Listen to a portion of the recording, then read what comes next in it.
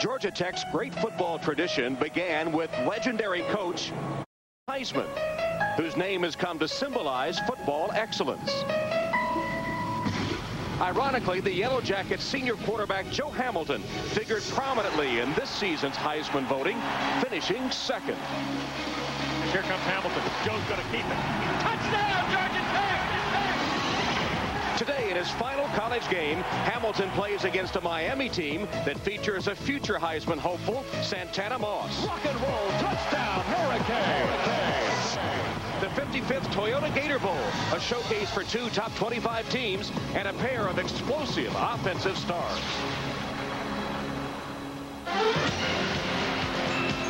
NBC Sports presents the 2000 Toyota Gator Bowl. From Alltel Stadium in Jacksonville, Florida, it's the Miami Hurricanes against the Georgia Tech Yellow Jackets. And Miami taking the field, representing the Big East Conference. It's been a century of leadership for Ford. We were the first to make cars of third in the nation. And the Yellow Jackets of Georgia Tech, they're 8-3 from the Atlantic Coast Conference, and they're ranked number 50.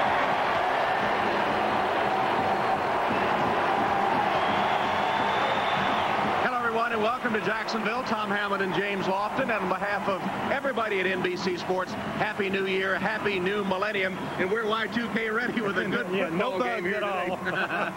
And of course, Georgia Tech comes in with a powerful offensive team, the best offensive unit in the nation. It all revolves around Joe Hamilton. And what do you want to talk about Joe Hamilton first? You want to talk about his running or his passing ability? You talk about a guy who accounted for 35 touchdowns, 29 through the air, and 6 on the ground. He's a great passer. He can throw from the pocket. He can scramble. He can move around. But when you talk to defensive coaches around the country, the one word that keeps popping up is option. They're worried about him running that option. He uses all his players in that option offense. He's just so versatile. And, of course, Miami comes in with a game breaker on offense, too, and receiver Santana Moss. And Santana Moss is now being billed as a Heisman Trophy candidate for 2008. He's a little reluctant in that terminology. He doesn't want his teammates writing him about it. But talk about teammates. He has 2 quarterbacks who are available, and both will play today, and they're very willing to get this guy the ball. Kenny Kelly, of course, is a great baseball standout. Look at his numbers. But then Ken Dorsey, the true freshman, look at those last 2 numbers. 10 touchdowns, 2 interceptions. This is a true freshman, a guy who, when he walks around campus, says, yeah, I just look like a regular student. And Coach Butch Davis hopes to get both his quarterbacks in the game in the first quarter, if at all possible. The Miami Hurricanes against the Georgia Tech Yellow Jackets, the Toyota Gator Bowl from Jacksonville. Back with the kickoff in just a moment. Welcome back to Alltel Stadium in Jacksonville for the Toyota Gator Bowl. The Hurricanes against the Yellow Jackets. Tom Hammond and James Lofton here from Alltel Stadium. And also with us today is Craig Sager on the sideline. Let's check in with him now, Craig. Well, there are no Y2K glitches at Alltel Stadium. From 10 p.m. to 2 a.m., the wireless communication company held a full system check. Sound, scoreboard, jumbotron, electricity, ventilation, escalators, elevators, all in working condition before and after midnight. If there are any glitches, they will not be Y2K related. Except perhaps a weary-eyed Georgia Tech team that at midnight was awakened by the sights and sounds of football fans and New Year's Eve revelers celebrating their passion for football and the dawn of a new millennium. Rockin' the Riverfest, a spectacular array of fireworks and lasers lit up the sky and rolled the Jackets out of their adjacent hotel beds. Meanwhile, the Miami team was resting peacefully at a Jacksonville beach resort nearly an hour away. Tom?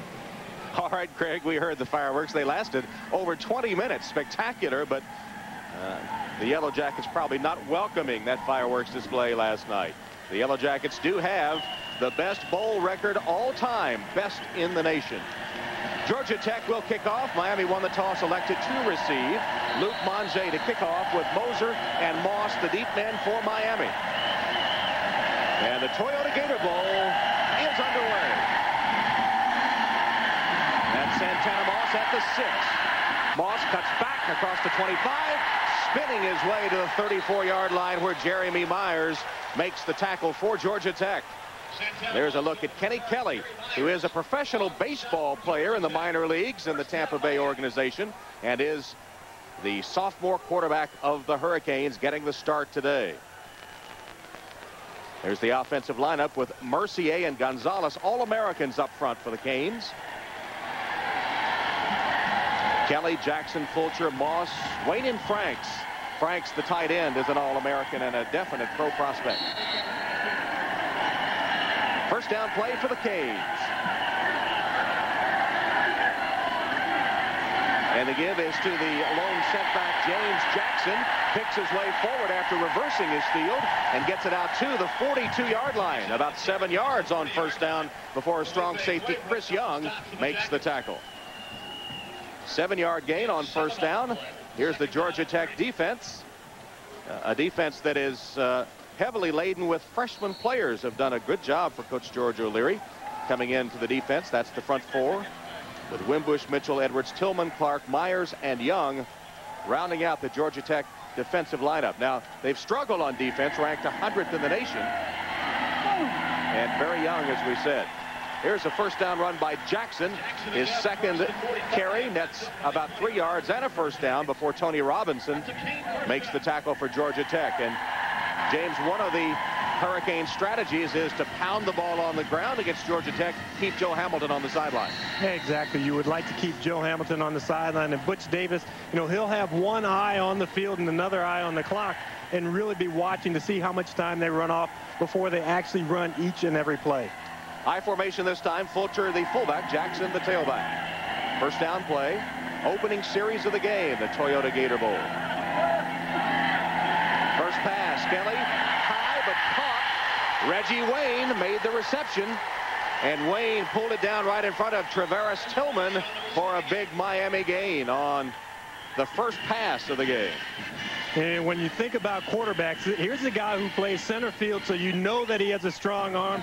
Watch Reggie Wayne come down. He tries to set him up with an outside move, and it's a high inside fastball. And Reggie Wayne goes up, he climbs the ladder, and comes down with the first big play of the ball game. It goes for 16 yards to Reggie Wayne, who caught 40 during the regular season. And here's Ken Dorsey, now at quarterback, replacing Kelly. Dorsey with his first snap. It's a handoff to Jackson. And Jackson fumbles the football, and Georgia Tech recovers. Nope, they say it was down. No fumble. Myers jarred the ball loose, but they say that Jackson had already had a knee down. And that has to be so frustrating for George O'Leary. We talked to him yesterday. He said, you know, the ball had been on the ground. This team is last in the nation in forcing turnovers. Only had two fumble recoveries the entire year. He said the ball's on the ground, but, you know, our young guys just can't seem to get to it. There's that sad turnover ratio story for George O'Leary. 8-yard gain for Jackson. Here's a 2nd and 2. Deflected pass and incomplete. So Dorsey's first try through the air deflected by Philippe Claybrooks at a defensive end. Yeah, you see it when you watch television on Saturday. You see it on Sunday. If you can't get to that quarterback, get your arms up. And Dorsey, even though he stands 6'5", I mean, he's still going to throw the ball. And if you're tall like Claybrooks is, you can get up and you can get in those passing lanes. Here's a 3rd down play. Will McPartland into the backfield with Jackson. McPartland is the fullback. 3rd and 2. Fulcher in motion. Jackson, blockers in front, has the first down. Inside the 20, still on his feet. And out of bounds around the 5-yard line. Tillman knocked him out to save the touchdown.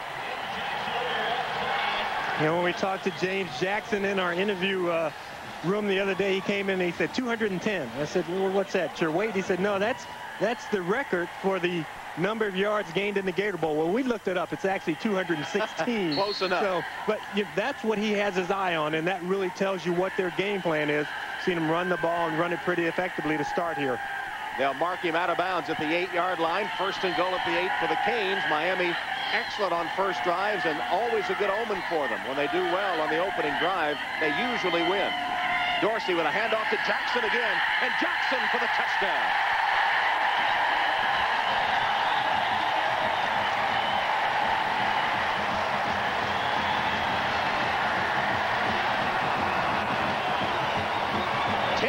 rushing touchdown of the season for James Jackson, the workhorse on that drive, as Miami pounded it down the field from the opening kickoff. And when they score first since 1983, they have won 92% of the time. Crosland will attempt the extra point from the hold of Popovich.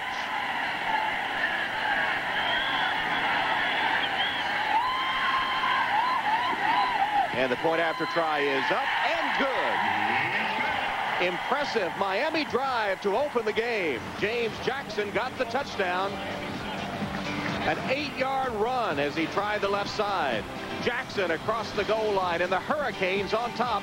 Miami leads Georgia Tech first quarter 7-0.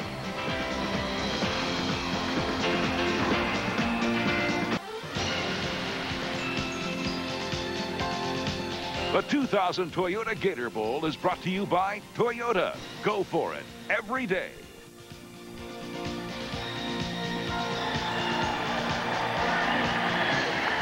James Jackson and the Hurricanes made it look easy. Jackson 5 carries 50 yards on the opening drive of the game as the Hurricanes took just over 2.5 minutes. 7 plays, 67 yards. So now Georgia Tech, with the nation's best offense, will hope to answer as they'll have their first offensive position. Crosland is set to kick it off to White and Campbell are deep for the Yellow Jackets. What's that do to your offense, James, when you see the opposing team bang, bang, bang, march easily down the field? Well, I don't think it's the first time that Georgia Tech has seen it, but it still is like getting hit in the stomach, and the wind gets knocked out of you. You have to regroup, but, you know, what better guy to regroup behind than Joe Hamilton? Absolutely. Crosland has it teed up and ready to go. There's a look at Joe Hamilton, who will be directing the Tech offense.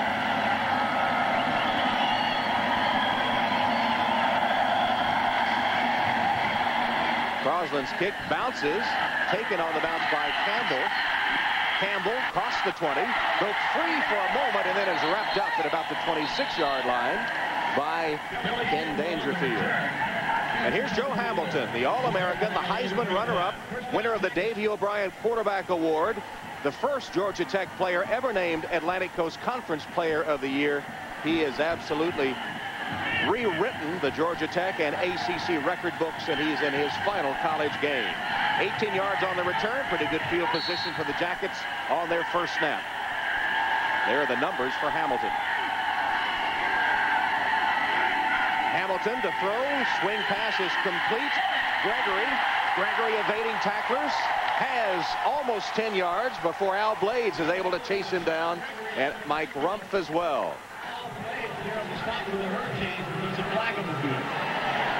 Brown, Burks, King, Key, and Carmen up front. Carmen, second-team All-American and All-ACC choice.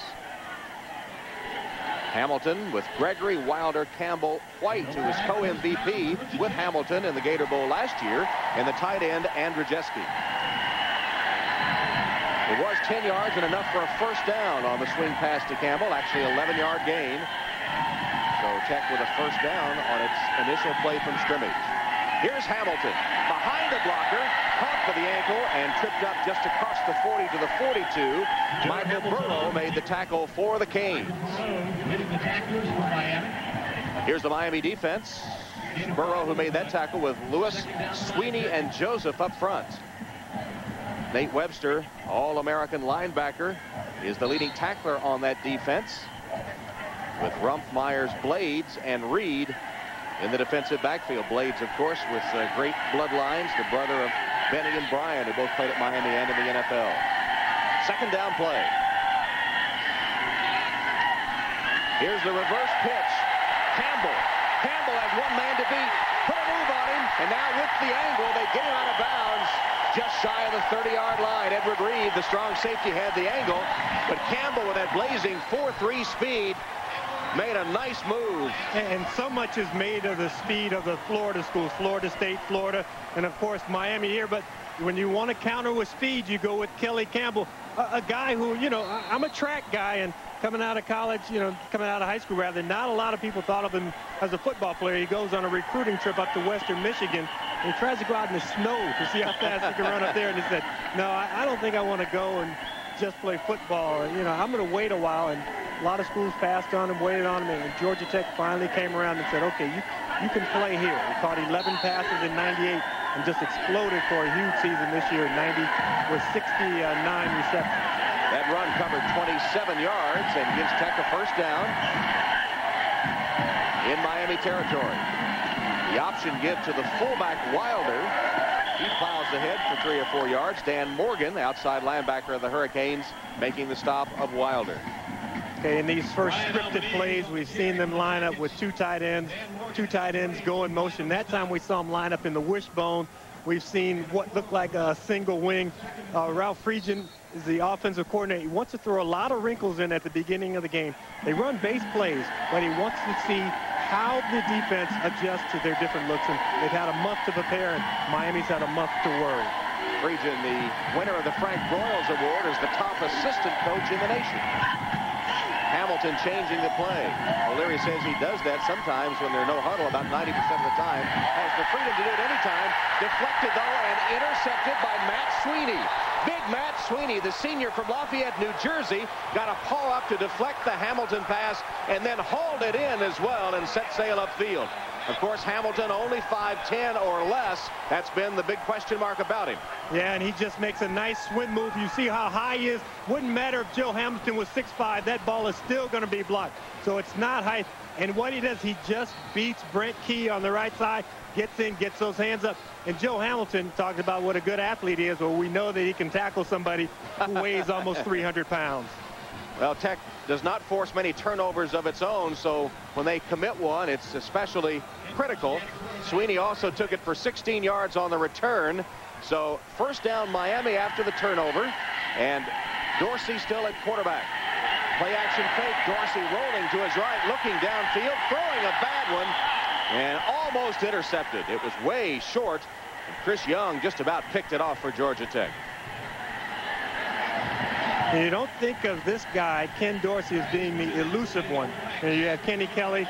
He's a guy who has good mobility, but at 6'5", this is a guy who can move around a little bit much better than what we thought. Watch down here at the bottom. You're going to see Reggie Wayne go. He's going to get left, freeze it right there, wide open, but a quarterback in distress does not see well down the field. Dorsey, who completed nearly 62% of his passes during the regular season, is 0 for 2 today. Here's the give to Jackson. This time Tech is ready for him. They hit him at the line of scrimmage and drive him back. No gain on the play. James Jackson, who gained 50 yards on the Canes' opening touchdown drive. Clay Brooks and Robinson, center of the defensive line, put the stop on him that time. And when you talk to Miami, the thing that they wanted to win on first down. They wanted to get in those 2nd and 6, come up with a 2nd and 10. You really don't gain anything. Now you have 3rd and 10 or 3rd and an extremely long 9. And this has to play into the hands of Georgia Tech. This is where Georgia Tech must make its first stop of the ball game. Wayne, King, and Moss, 3 wide receivers in the formation for Dorsey. Dorsey delivers incomplete between his 2 intended receivers. Bubba Franks was one of them, and Andre King appeared to be the other. And you get guys who are kind of tweeners, guys who can play linebacker and end, and Bubba Franks is the security blanket. Well, this time the guy who has a hold of that security blanket is not Linus, it's Nick Rogers. And we talked about a guy who can play both positions. That time he's a defensive end who lines up at linebacker. Well, Nick pulled the blanket out from under just like Linus would have done, I'll tell you that. And a punting situation as Freddie Capshaw will punt for Miami, and Hester the deep man for the Jackets. Hester will let it bounce, and it bounds into the end zone for the touchback. So for the Yellow Jackets, no harm done on the turnover. They get the ball back after a 53-yard punt. Miami leads Georgia Tech 7-0. 9 minutes left in the first quarter. 7-0 Miami over Georgia Tech in the Gator Bowl. Log on to MSNBCSports.com for more on all the bowl games, including today's Gator Bowl. For many of the seniors on both Miami and Georgia Tech, including Yellow Jacket star quarterback Joe Hamilton, this will be their final collegiate game. Check out some of their reflections on their collegiate careers, plus see if you can score a touchdown on a Gator Bowl quiz. MSNBCSports.com, the official website of NBC Sports. talk about those Miami seniors, and Butch Davis has really turned this program around. All 17 seniors on track to graduate. First down, Georgia Tech at their own 20-yard line, trailing 7-0.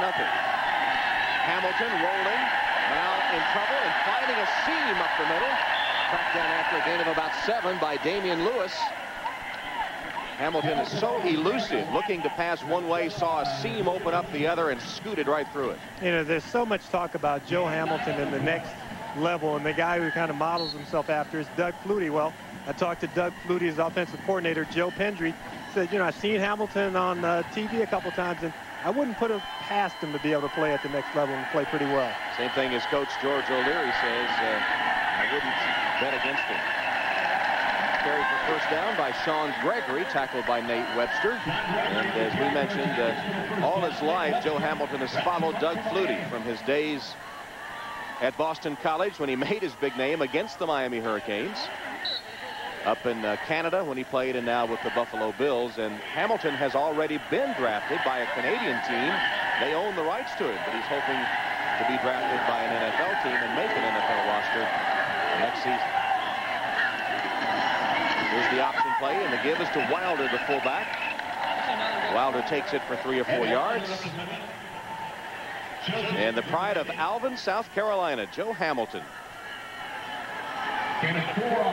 Joe and Ginger making the trip from Alvin today, as did most of that town of 500. Learn to play in the backyard of the barbershop. Right? That's right, Kinlaw's Barbershop. Kinlaw's Barbershop, and all the Kinlaw's Barbershop regulars are here at the game today. It was out behind Kinlaw's that they used to have the pickup football game. Hamilton swing pass for Gregory over his head and incomplete. What is Michael Burrow doing without his helmet on? I mean, do you think an offensive lineman might have gotten his hands up around that face mask and just nudged it off a little bit? I wasn't aware that offensive linemen ever did that. You know, they try not to. You see Michael with "play hard" written on the tape on his right hand. His wife, Batavia, presented him with a baby daughter. He found out about it, in fact, flying back from the Florida State game. Burrow, whose family originally from Haiti. Here's the third down play for the Yellow Jackets. 3rd and 6. Hamilton scrambling free. Will not have the first down. Miami was ready for his scramble. Dan Morgan was the first to hit him and drop him at the 40-yard line, and Tech will have to punt. One of the things that Joe Hamilton is going to have to get accustomed to with this Miami defense is that they have just as much speed at linebacker as he does. When you look at Dan Morgan and Nate Webster, these guys are going to be able to close in a hurry, and he's going to have to protect himself. Santana Moss, the deep man for Miami, is Dan Dyke, the academic All-American 4-point engineering student for Georgia Tech. Sends it on its way and blocked. The punt was blocked and taken down at the 19-yard line. Dyke made the saving tackle, but James Lewis broke through to block the punt. And how many times during this bowl season have we seen special teams and specifically blocked kicks? Well, one of the things that Butch Davis talked about is you need to make a play on special teams, and he was concerned because he's watching the games during the bowl season. One of the things that he saw is that teams just didn't play as well on special teams because it is an area that you cannot practice at full speed and you can't have live contact. But that time the Canes come up with a big play.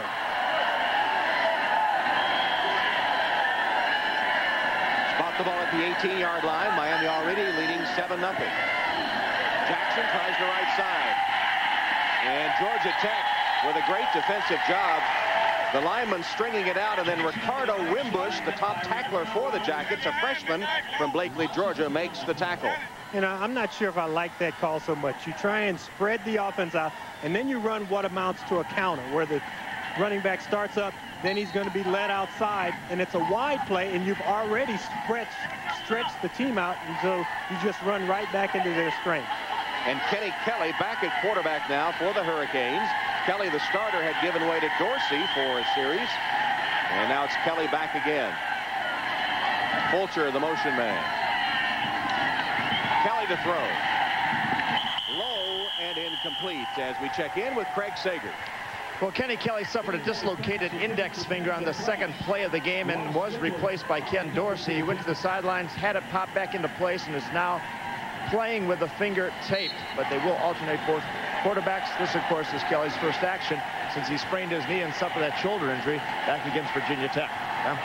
Thanks, Craig. As you see the thing about that, Tom, is that thing is going to swell up. They want it taped, but it's going to start to swell up. It's also going to start to throb. That would seem to be critical, too, the index finger on his throwing hand. Pass for the end zone. No good. Out of bounds. Santana Moss made the reception. Jamar Clark close with him defensively, but ruled out of bounds and not a catch. And in college football, you only need to have 1 foot in bounds. You can also go out of bounds, come back in bounds, and very seldom is Santana Moss going to have the height advantage. He's 5'9", Jamar Clark 5'8". So Andy Crosland will attempt the field goal on 4th down. It'll be a 38-yard attempt. Popovich to hold.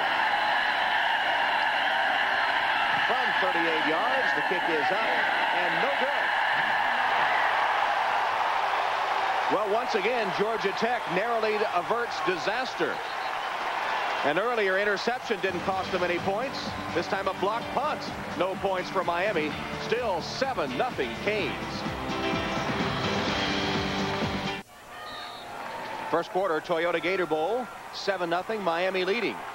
Over on the sideline, Kelly on the phone. We thought he might be icing that index finger on his right hand, which is dislocated, but not at the moment. As Georgia Tech takes over. Gregory. Sean Gregory. Close to a first down. Blades and Reed on the tackle. And we talked about Joe Hamilton hoping to make professional football next year. Well, Kelly has a decision to make regarding professional baseball. He already plays in the minor leagues. There are his baseball numbers this past season. He said making the throw from center field is a lot easier than making the throws from the pocket. When he was drafted, he had a $450,000 signing bonus in the Tampa Bay organization. Option fake. Hamilton fires. Caught by Kelly Campbell. Leonard Myers had pretty good defense, but Hamilton threaded it in there, and Campbell able to make the grab. He had a Georgia Tech record 64 or 69 receptions in the regular season.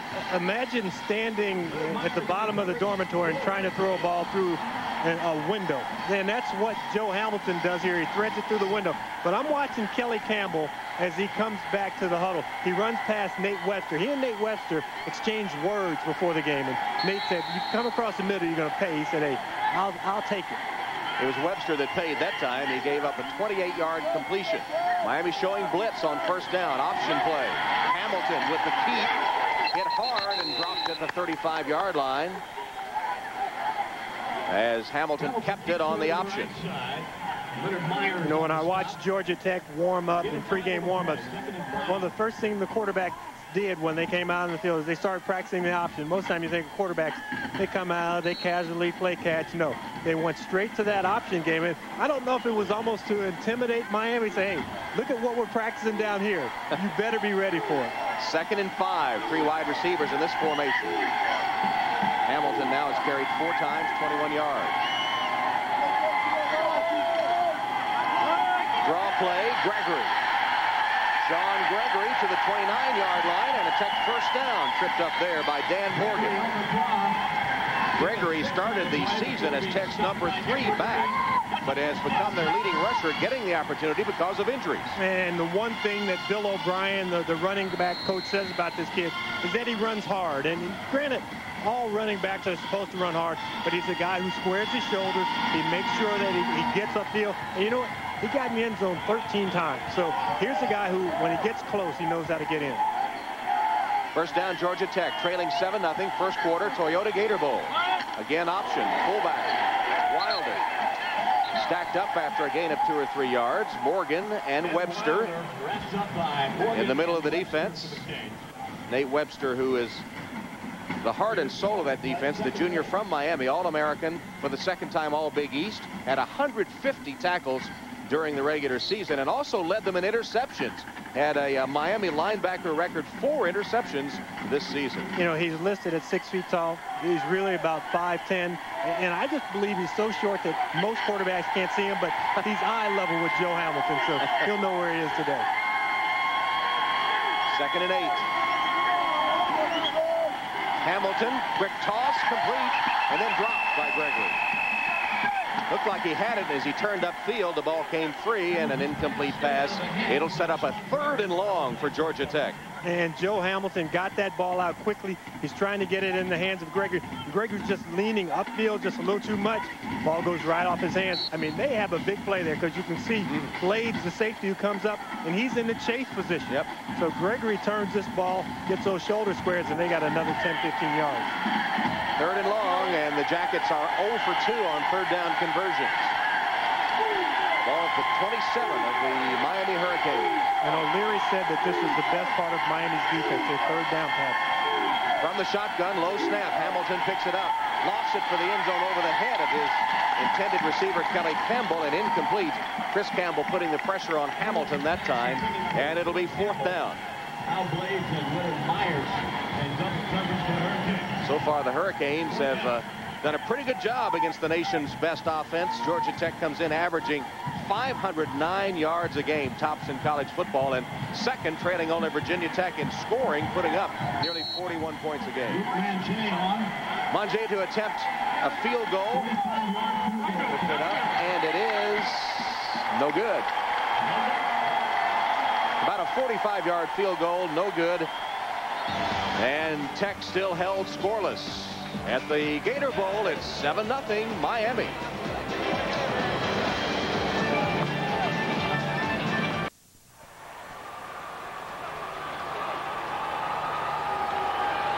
(7-0) Miami, leading Georgia Tech in the 1st quarter. And Luke Mange, I talked to him before the ball game, and he said 45 yards is about where you just make normal kicks, but you cannot make a normal kick when the guys break through, because you're supposed to watch that ball, but believe me, you have great peripheral vision, and he sees big number 93 Michael Burrow breaking through, and Mange, you know, set a scoring record, but when that guy winds up in your peripheral, it distracts you quite a bit. Miami taking over at their own 27-yard line. And the give is to Jackson. And Jackson breaking free and rips off about 14 yards across the 40 to the 41, where he's tripped up by Chris Young. And if you're going to look at the strength of Miami, it's right up the middle. It's Tony Wise, nice double team block, and he really doesn't get touched until he gets to Myers, this free safety. And you know what? You don't want your free safety and your strong safety to lead the team in tackles. Already Jackson, the junior from Belle Glade, Florida, has picked up 62 yards. He averaged 4.6 yards a carry during the regular season, had 782 yards rushing. Here he is again. Managed to evade the initial hit and fall forward for a couple of yards. Jackson up the middle again. Jackson played only 9 games. He missed 3 games with a right knee injury. He already ranks 5th in Miami career rushing with over 1,900 yards and closing in on 2,000 yards with his performance today. And he has a decision to make, I guess, James. And you know, because he's a 4th-year junior, and I think he looks at the success that Adrian James has. And they also have a guy by the name of Najee Davenport who won out the first game of the year, and he's due back next year, and he really would occupy the starting job. Kelly appeared to be changing the play. It's a give to Jackson. And Jackson breaking into the secondary once more.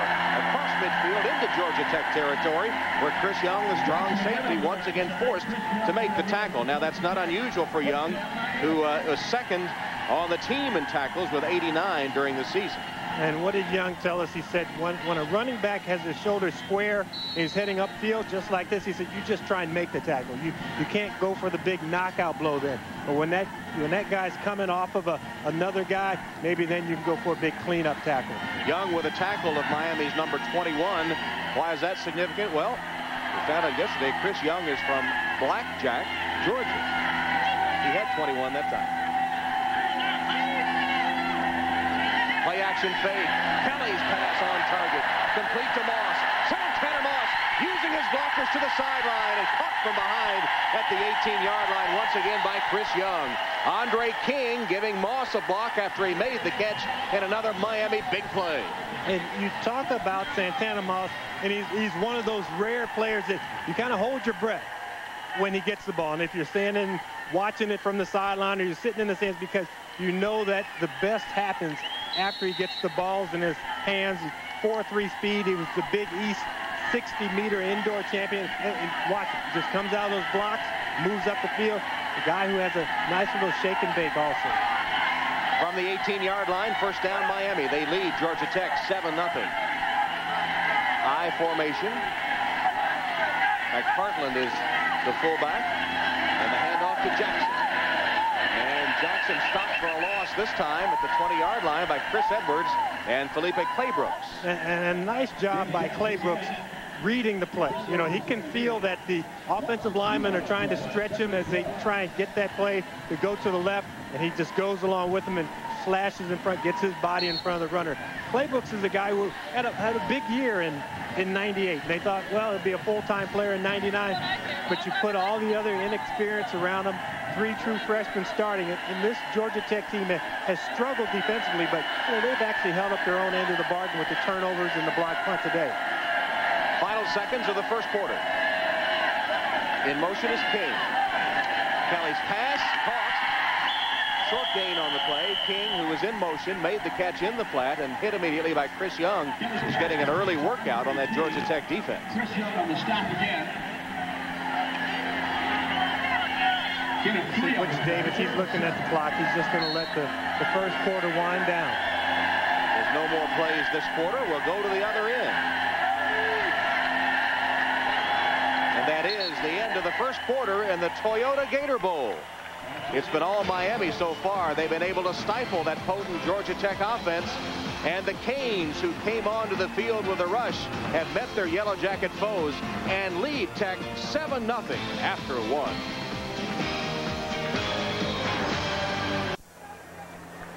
Tom Hammond, James Lofton, Craig Sager ready to start the second quarter at the Gator Bowl. The first quarter belonged to Jackson, James Jackson. And I got the calculator out. This guy, 11 carries, 71 yards. A lot of these yards are untouched. There you see him get bumped out of bounds. Here's another play right into the end zone, untouched. And at the rate he's going, that 216 yards by Floyd Little looks like it may be in jeopardy. Well, this may indeed be Jacksonville before we're all finished. Third down play here for the Canes. 3rd and 7. The ball at the 15-yard line of Georgia Tech. Kelly from the gun. Short pass crossing across the middle and touchdown Miami. Andre King. King crossing, picking off the pass and untouched into the end zone. His 5th touchdown reception of the season.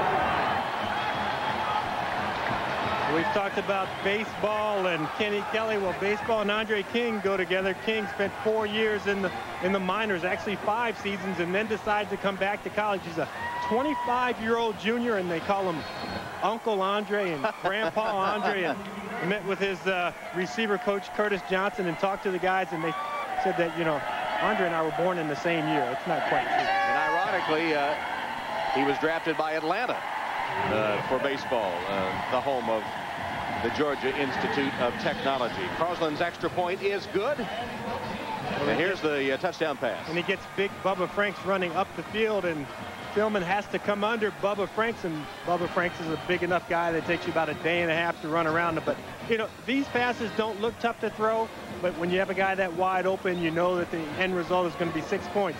Throw that ball accurately. King never breaks stride. Kelly and King together.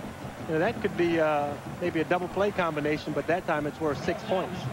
Kenny Kelly has hit 4 of his 6 passes here in the first half, 66 yards, and that touchdown, despite dislocating the index finger on his right hand in the first quarter. You know, we were talking about Kenny Kelly earlier in his decision making. I asked Andre King about it, and Andre said, you know, when I got drafted, I gave myself 4 years. And I said, if I can't make it into the majors in 4 years, I'll have to make another decision. He's a business management major. You know, he didn't get as big a signing bonus as Kenny Kelly, but he's also going to school, and his schooling is being paid by the baseball trust, by Major League Baseball. Roslin ready to kick off for Miami. And Des White, Kelly Campbell, the deep men for Georgia Tech. And that powerful Georgia Tech offense. About time for them to get in gear. The Jackets have a chance to win the game. Taken by Campbell, and he's going to bring it out. He's across the 20 and just short of the 25-yard line where he's nudged out of bounds by James Lewis. James Lewis ran him out of bounds. So Hamilton and Tech will take over, and here's our Aflac trivia question. Joe Hamilton, as we know, finished second in the Heisman voting to Ron Dane. What Heisman winners played in the Gator Bowl? There's more than one? 55th edition, yes. I'll tell you a little hint. There are 4 that have competed in the Gator Bowl, and the answer will come up a little later. Meanwhile, Georgia Tech looking for an answer to the Miami defense. Hamilton throws on first down, wide open. And the catch made. Andrzejewski, the tight end, was all alone. Edward Reed finally tracked him down, but it's a gain of about 14 yards, and it will be a Georgia Tech first down. Tight ends fall into 2 categories. There are those who are great blockers and those who are great receivers. And Andrzejewski, I think, has good hands, but I wouldn't call him a great receiver. I saw him lumbering down the field that time. he blocks well, blocks in that option. He's not a Bubba Franks, but when you get that ball close to him, he's going to catch it, and he's going to make us pronounce that name. 6'2", 240. That was his 7th reception of the season. He only had 4 last season. First down play, spot the ball at the Tech 38.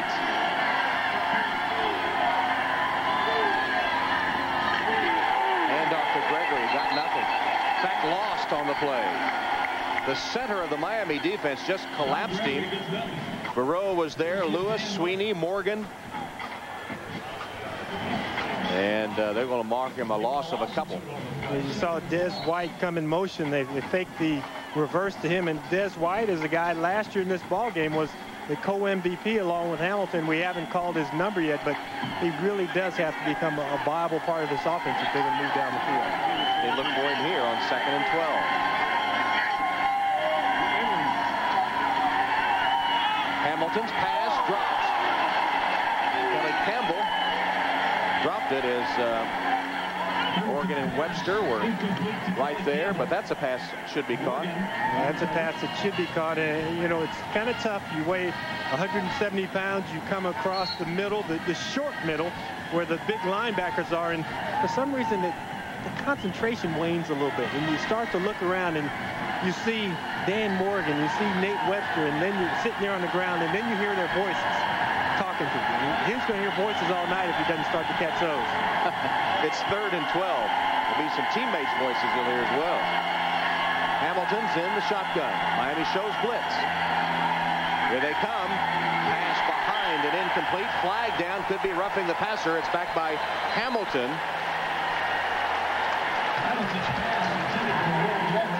He got roughing on Nate Webster.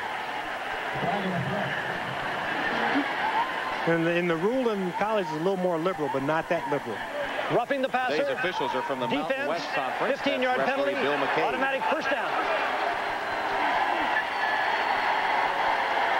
And you mentioned that they're from the Mountain West. I talked to Bill McKay before the game. And he's just glad that it's nice weather. In the Mountain West, you know, this time of year you get a little snow on the ground, a little chilly, but he's down here working on his tan today. Well, there was the penalty on Webster, which bails out Georgia Tech. They were going to have to punt. Instead, the ball is advanced into Miami territory to the Kane 49-yard line. And that will go because of penalty as Tech's first 3rd down conversion. First down option, and the pitch to the tailback, Gregory. He's across the 45 down to the 44 where Webster hits him hard. You know, Webster hit Gregory hard, and Dan Morgan hit Joe Hamilton hard. You see, getting away from the blocker there, squaring his shoulders, and we talked about Gregory running hard, collision back. That time Morgan Webster rather up for the collision. And here's Morgan working on Joe Hamilton. They're best friends. They act like it. They like to hit people together. Yeah, they do. 2nd down and 6.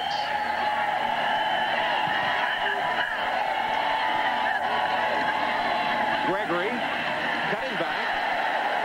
Got a couple of yards. I get the idea they're not going to be able to run on the center of that Miami defense much. Yeah, but you know what? You still have to pound there, because that is really what sets up your play action passing. If you're running there, you're getting 3 and 4 yards. You also think that, you know, if they overplay it, you know, he has to go in the air, and that minute it goes in the air, his feet aren't on the ground, it slows him down a little bit. But there's a minute hole there. And when those holes are there, you have to take advantage of, because like I said, it's going to set up your play action passing later. 3rd and long. The Jackets trying to convert a 3rd down. And stop for a loss on the play. And a big loss at that. Hamilton took the snap, set off on the left side. Nothing there.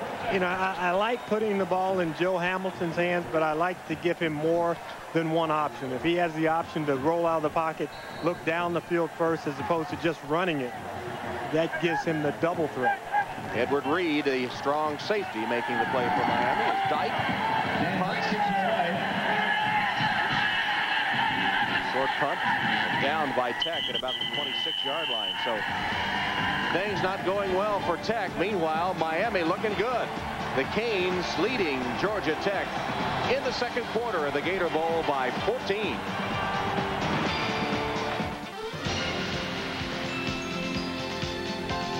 The 2000 Toyota Gator Bowl is brought to you by HP, a company of inventors in Silicon Valley.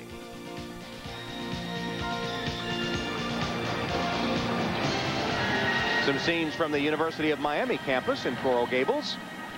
And Miami leading Georgia Tech 14-0 at the Gator Bowl. Well, our Aflac trivia question: how many Heisman winners have competed in the Gator Bowl?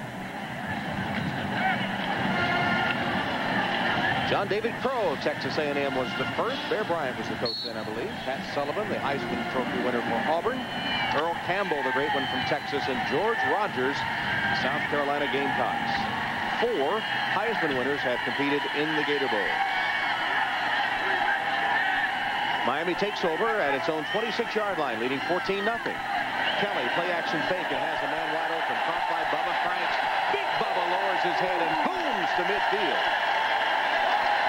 You don't want to get in front of Bubba when he's got a momentum going his way. Chris Young got him down, but paid the price. Yeah, and Craig Sager talked about the fireworks. I think Chris Young thought that they were exploding when Bubba Franks put his head down to run over him. Bubba Franks, we talked about, the total package. NFL scouts are drooling over this guy. He's just a junior, and, you know, but I think about the tight ends in the NFL. There aren't a lot of great tight ends out there, and this guy has the size, the speed, and the strength, but you still need to be a man when you play that tight end position. But his roommate last year, Edgerrin James, he's done pretty well in the pros this year. I'd say. Going to be Rookie of the Year as Big Bubba rambles for 23 on that one. First down play, and a give to the tailback. Clinton Portis gets his first carry. He's the freshman from nearby Gainesville. And a freshman All-American by the Sporting News, top rusher for the Canes this season. His first carry of the Gator Bowl. Well, join NBC and 2-time Olympic gold medalist Katarina Witt next Saturday for an all-female, all-star skating extravaganza, Divas on Ice. In addition to Katarina, 1998 Olympic gold medalist Tara Lipinski, silver medalist Rosalind Sumners dazzle you as they skate to live performances by Grammy winner Monica and pop star Jessica Simpson. Divas on Ice next Saturday at 4 Eastern on NBC. 2nd and 8 for the Canes. Portis again gets the call with about the same result, 2 or 3 yards. Tavares Tillman from his corner spot makes the tackle of the freshman Portis. Had 6 starts as a true freshman and rushed for 100 yards or more in 5 of those 6 starts. In fact, set the Miami freshman rushing record with 838 yards.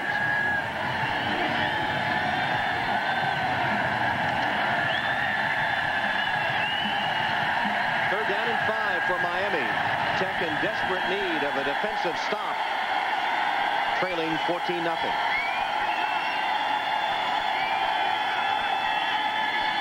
Kelly, short drop, pass over the head of his intended receiver, King. King had inside position and enough yardage for the first down, but Kelly's pass sailed over his head, incomplete, and the Hurricanes will punt. You know, one of the things you watch Kenny Kelly, I watched him Thursday at practice. Very strong arm, almost too strong at times. There's no crown on this field, relatively flat field. That should be an easy pitch and catch for him. Freddie Capshaw punting. Marvius Hester is the Tech receiver, calls for the fair catch and takes it about the 14-yard line. Well, the Tech fans are waiting for that Jacket offense to explode. So far, they're pitching a shutout. It's 14-0 Miami.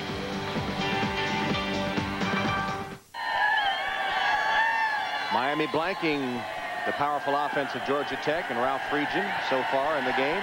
He's scanning that play sheet. He's got hundreds of combinations between plays and formations. He's got to try and find something that's going to work for him. Miami's defense ranked 12th in the nation in scoring defense. They look every bit of that today. Well, Ralph might want to cross that one off the list as they try the center of the defense again and get nothing. In fact, a loss as Gregory meets a stone wall of Hurricane defenders. Yeah, he's got a big guy over there at right tackle in John Carmen, but he's getting out quick right now. William Joseph is coming off that ball and getting across the line of scrimmage before Carmen can get started.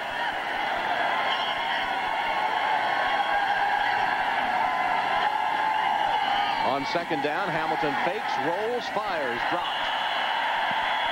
And Rajewski, that may be why he doesn't get many balls thrown his way. And you know what, when you get behind and you're struggling, things start to add up. You had the drop by Gregory earlier and subsequently missed a long field goal. Here you have a chance to get in a decent third down situation, maybe a 3rd and 3 or 4. And now you're at 3rd and 10 and a ball that just goes in and out of his hands. You know, have to make those plays. 3rd and long for the Jackets. They've struggled on 3rd down today. The only conversion coming by way of a Miami penalty. Hamilton changing the play in the shotgun. Flags will stop that one. That usually means movement on the offensive front. Prior to the snap, false start, offense, 5-yard penalty, remains 3rd down. Update you on some other bowl games there, with Georgia leading Purdue in a SEC Big Ten matchup.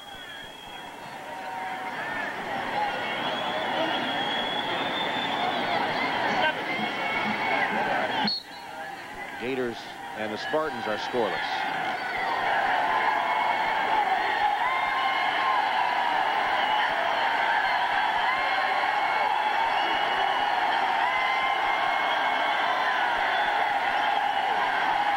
Hamilton with plenty of time.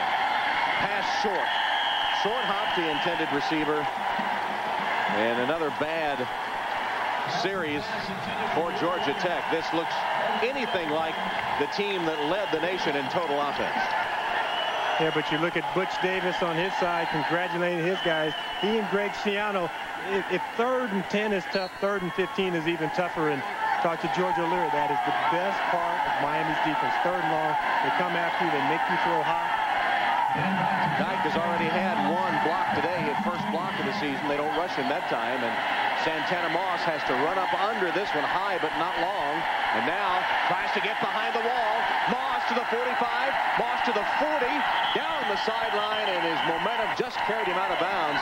Just touched by Jeremy Myers, who was able to force Santana Moss out of bounds, or he was off to the end zone. 9-yard return of a 33-yard punt. It's been all Miami so far in the 55th Toyota Gator Bowl.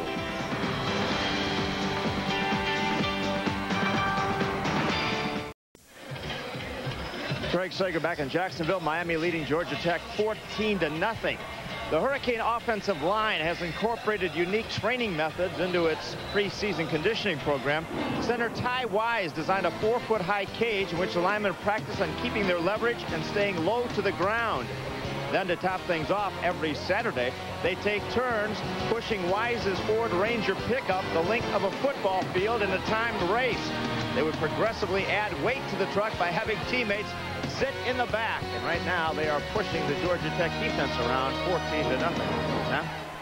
the reason they push that thing, because they don't have money for gas. They save the money for the all-you-can-eat buffet. Yeah, that's the trouble, though. After all that work, they went to the all-you-can-eat buffet and undid all the good work. James Jackson stopped by the Tech defense, led by Andy Josephson. Ty Wise, all-Big East performer and a 3-year starter for the Canes, and hoping that he'll have a better truck than that 93 Ford Ranger they were pushing next year as he hopes to play in the NFL. He's going to be in the East-West Shrine game, do the Gator Bowl, and has played with broken ribs, a herniated disc. He's a tough guy. Ty Wise, senior from Pensacola.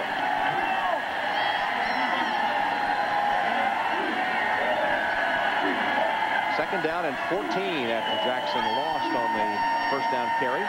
Play action fake. Ken Dorsey at quarterback and a mix up his receivers. That one not even close. Reggie Wayne. Closest to it. And you know, it's funny, you think of receivers having to adjust to different quarterbacks. And Ty Wise, you know, he has to snap to two different guys. One guy who's, you know, about 6'2", the other guy who's 6'5". He said that the one thing about him, you know, the cadences are a little different, but neither one of the guys is a rah-rah guy. They just come in, they do the job. You know, he said the first time they looked at Ken Dorsey in the huddle, you know, they looked at that fresh face and said, you know, is he old enough to lead us? But Dorsey said, you know, that was the one thing I wanted to do. I wanted to get the players' respect, and he earned that in those 3 ball games he started. So the freshman phenom Dorsey, as you saw, 0 for 4, looking for his first completion here on 3rd and long. Pressure, sets up a screen pass, but that play is whistled dead.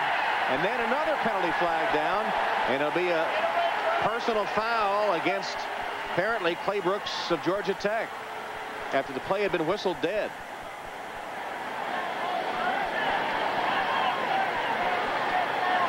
And you got Greg Gathers down, the freshman defensive end. You know, that play, I mean, it was whistled dead late. Clay Brooks is after Dorsey, and I couldn't tell if it was really that much of a late hit. You saw Dorsey deliver what would have been the screen pass to James Jackson, and then you see Dorsey getting up off the ground.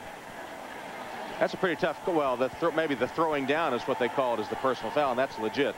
But tough to hear that whistle because it was delay of game. And there's Gathers at the bottom of that. And almost looks like their face mask got tangled up there for a minute, but that wouldn't have kept Gathers down afterwards. And here you see the mark off against Georgia Tech, and you know, you just look at the little things that they've done wrong in this ball game. They had the interception, they had the block punt, and all those things where when you don't create turnovers, it also allows Miami to operate on a short field. Here they would have had them in a nice 3rd down situation. Miami ends up 1st and 10 on their own 27-yard line. That's a pretty bonehead play by Clay Brooks, an academic All-ACC. Jackson dodging tacklers and spinning to the 22-yard line. Jamar Clark finally gets him down for good there. You know, you look at good running backs in college and guys who have exceptional lines. Here Jackson, he has to make a move, makes that one move in the hole. Then he makes a guy who's a good tackler, Chris Young, miss in the open field. So, you know, I mean, this guy has some elements, but I think the biggest concern for him is playing time and how much of it he would get next year if he returns.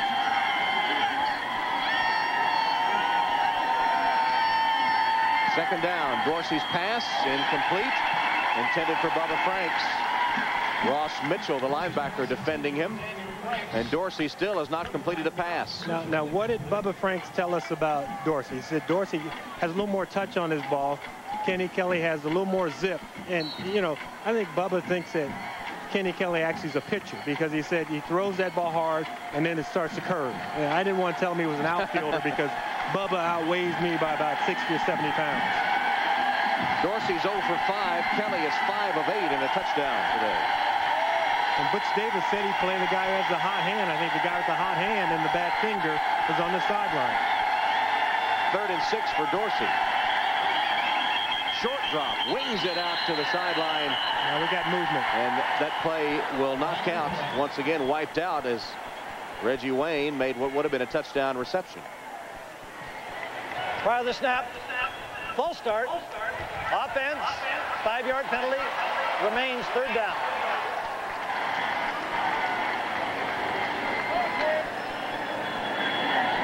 And even if I'm the defensive back and I hear that whistle blow, I don't think I let the wide receiver run past me. No. Into the end zone, catch a touchdown. Penalties fairly even. That last one against Miami, though, nullified what could have been a score. Instead, makes it 3rd and 11.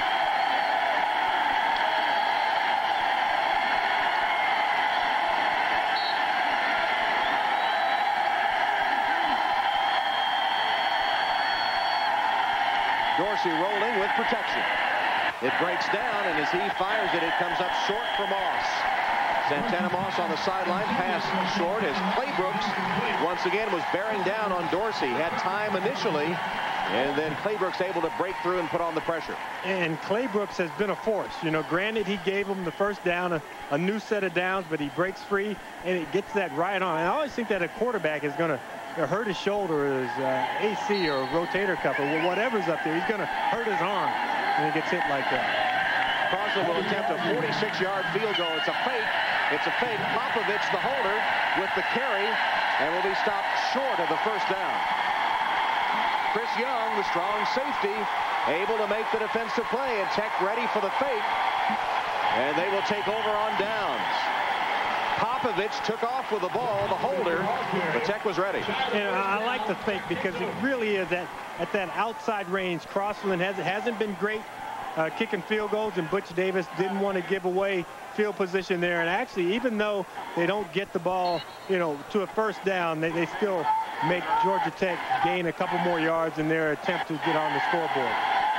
Jackets start from their own 23-yard line, trailing 14-0 with 7:38 left till halftime. Hamilton on first down, a pass caught. Des White's first reception of the game, immediately hit by Mike Rump. 9-yard gain on White's first catch.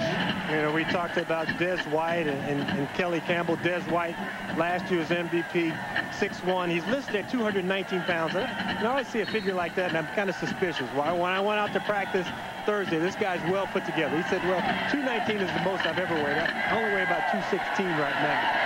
From nearby Orange Park, Florida, in fact, went to the Bowl School, the practice field where the Yellow Jackets worked out prior to the Gator Bowl. Webster and Blade stopping Gregory on that carry. You know, we've seen a lot of two wide receiver sets, and part of that reason might be Kerry Watkins, number 9, last regular season game of the year against Georgia. He gets into a scuffle with a big defensive lineman, and he's actually suspended for the first half of play in this ballgame, so he won't be available until the second half. Georgia Tech able to pick up the first down. Here's the option, and the pitch, fumble, and the ball's loose. Gregory fumbled the pitch. And I want to say Joe Hamilton got back on it. It is indeed the quick Joe Hamilton able to recover the fumble. William Joseph knocked the ball free. You know, that doesn't go down as a big play. You know, it goes down as a fumble, and then you see the fumble recovery by Joe Hamilton. But that play right there keeps a quick scoring opportunity away from Miami. Now, talked about 2nd and long and 3rd and long. That is when Miami's at its best, because what it does, likes to blitz, make you throw hot. When you throw hot, you usually can beat a 5 or 6 yard route. They don't want to just sit back there and let them throw deep. George O'Leary say he wanted Hamilton to go out the way he deserved for the win, and that pass high and incomplete, and Georgia Tech just is flat in this first half. Their offense is not sharp, dropping the ball, dropping passes off target, fumbled on the pitch, which was right in his hands. They just are not sharp and ready to play to open this game. And you can see the frustration level on George O'Leary's face. So the one thing about Joe Hamilton is this guy's a competitor. It doesn't matter what it is. That's his chief component, the thing that really separates him from the normal quarterbacks. He likes to compete. He's went over his head today so far. 3rd down and 16. That lone conversion was a result of a penalty. Hamilton can't get it done that way. Back to the line of scrimmage, and then a late flag comes in. Justifiably, too. He's on the ground, and he comes in with the helmet and the shoulder pads and kind of giving him a little extra forearm. It's a dead ball foul. That'll be 15 yards.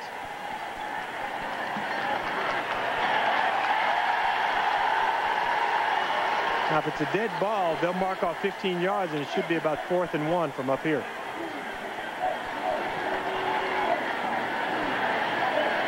see Joe Hamilton stumbling. He's all the way on the ground, and Popovich, the guy who ran the fake field goal, is the guy who comes in late. The 3-time district academic All-American. You know what? But the guys are out of school right now. I guess so. Vacation, so they leave the books behind and all the.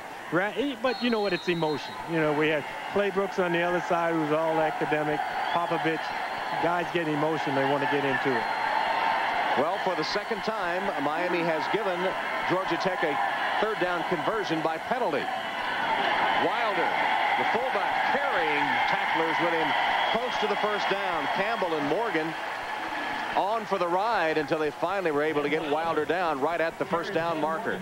You got to remember, with 5 minutes left in the first half, that this is an offense that averaged 40 points a game, 500 yards total offense, and eventually they're going to get untracked. And we talked about them trying to jam the ball up the middle. The reason you do that is to eventually slow down that quick pass rush by the defensive ends and the defensive tackles. And you know, there's always a master plan. You looked at that big play sheet, and you got to kind of try and piece it together. You think that when the ball game first starts, that we're going to go click, click, boom, boom, go down the field. When that doesn't happen, you have to scan and say, okay, what's going to work? They'll measure for the first down, and it will be just short. Nope. Check that. First down by inches. I thought he held his thumb and forefinger up a few inches away, and I guess he was just measuring how much it had made it by. Look at their offensive numbers, 508.4 yards per game. Down number 5 is Stanford. Who went to Stanford up in the booth here? Stanford. They play football at Stanford? Oh, man, they may be in over their head in the Rose Bowl. If they can hold Ron Dane to under 500 yards rushing, they got a chance. 500, huh? Big Ron Dane. This is the 75th anniversary of the Four Horsemen in Notre Dame beating Stanford in the Rose Bowl. Hamilton on the option, a couple of yards. Joe has rushed for 19 yards, passed for 63 today as Miami has held him in check. Matt Walters made the tackle for Miami. Clock ticking toward the 5-minute mark. And the Tech offense has done not much today. 14-0, the Hurricanes. They opened the game by driving 67 yards for the opening score. And they have a 173 to 151 total yardage lead, but 14-0 on the scoreboard. Hamilton's play action fake, and his pass caught just short of the 30-yard line. Diving catch made by Des White. Pass was a little short, the ball a little short, but White went down to get it with Leonard Myers covering for Miami. And Des White, we talked about his size, 6'1", 216 pounds. And this guy has speed. He has size. He has everything that you're looking for. And you're thinking about guys at the next level, but he just drives Myers off and actually turns Myers around. You see that little break to the inside, ball's low, he goes down, gets his hands under the ball and comes up with a catch and show that ball to the officials. Tech showing a bit of a spark. Here's Hamilton on a first down pass, and again the receiver wide open. Des White again ducking out of bounds. They're going to mark him out of bounds back upfield at about the 17-yard line. You know, one-on-one matchups are what you kind of look for, and you're looking for a guy who can get open for you. See, Myers is giving too much room to the outside. He lets Des White just work down, turn around. Even when you play zone defense, you have to use man-to-man techniques. You stay low, you stay in your back pedal. You don't give the quarterback a guy to throw to who's wide open.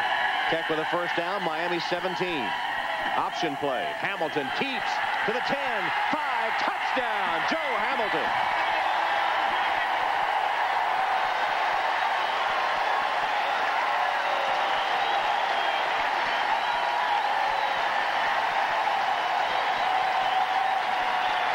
Seventh rushing touchdown of the season for Joe Hamilton. And the Tech faithful breathe a sigh of relief as their offense finally comes to life. I think Craig Sager told us they were awakened by the fireworks in Jacksonville last night and just now waking up here in the latter stages of the first half. Monge's extra point is up and through, and Georgia Tech with 4:12 left till halftime finally has scored. But you pound the middle, everyone collapses in the middle. Joe Hamilton appears out of the pile, and magically they have 7 points on the scoreboard. And they have cut the Miami lead in half at the Gator Bowl. Rick Sager back in Jacksonville with the nation's #1 offense has finally come alive. But this match of teams and offense is no comparison to the one in 1916. The most lopsided game of all time. Georgia Tech lit up the scoreboard for 222 points. Now the Georgia Tech baseball team had been beaten by Cumberland 22-0. And Tech coach John Heisman was building a national force, howled for revenge. He got it. There were no punts in the game, but he was so upset with the lack of competition. After the game, he blew his whistle and put Georgia Tech through a grueling half-hour scrimmage. Tom? Ouch. 222-0, and then you got to go and practice. Not a first down in that game. 32 touchdowns. They even shortened the quarters. They only played about 45 minutes. After 3 quarters, it was 180-0. At least I didn't have to watch film back then. Kickoff, bounce, taken by Aaron Moser. Moser upended at the 20-yard line. Beautiful special teams coverage by Georgia Tech. That was Kelly Rhino that made the form tackle after a 12-yard return. They say he's the smallest guy on the team, but one of the biggest hitters, special team guy, and got a nice lineage for playing for Georgia Tech, doesn't he?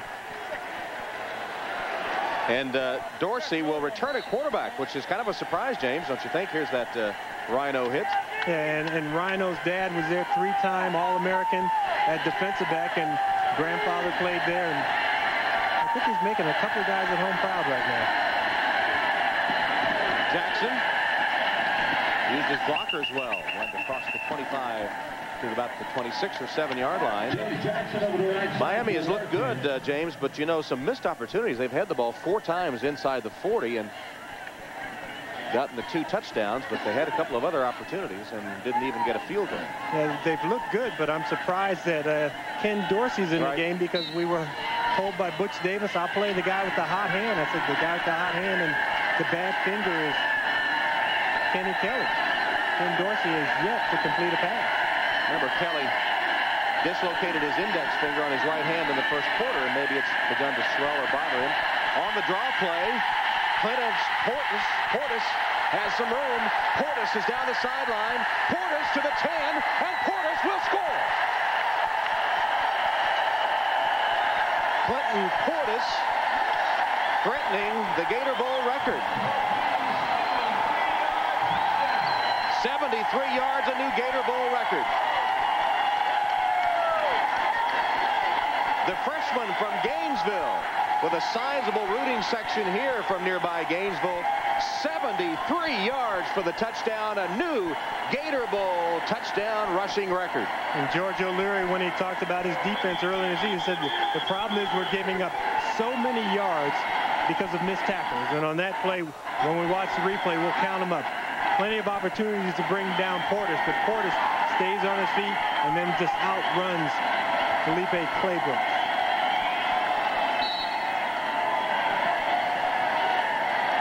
And now Crosland for the extra point. Georgia Tech was supposed to be the quick strike offense, and as quickly as that, Miami comes right back with a score of their own, and the extra point is good.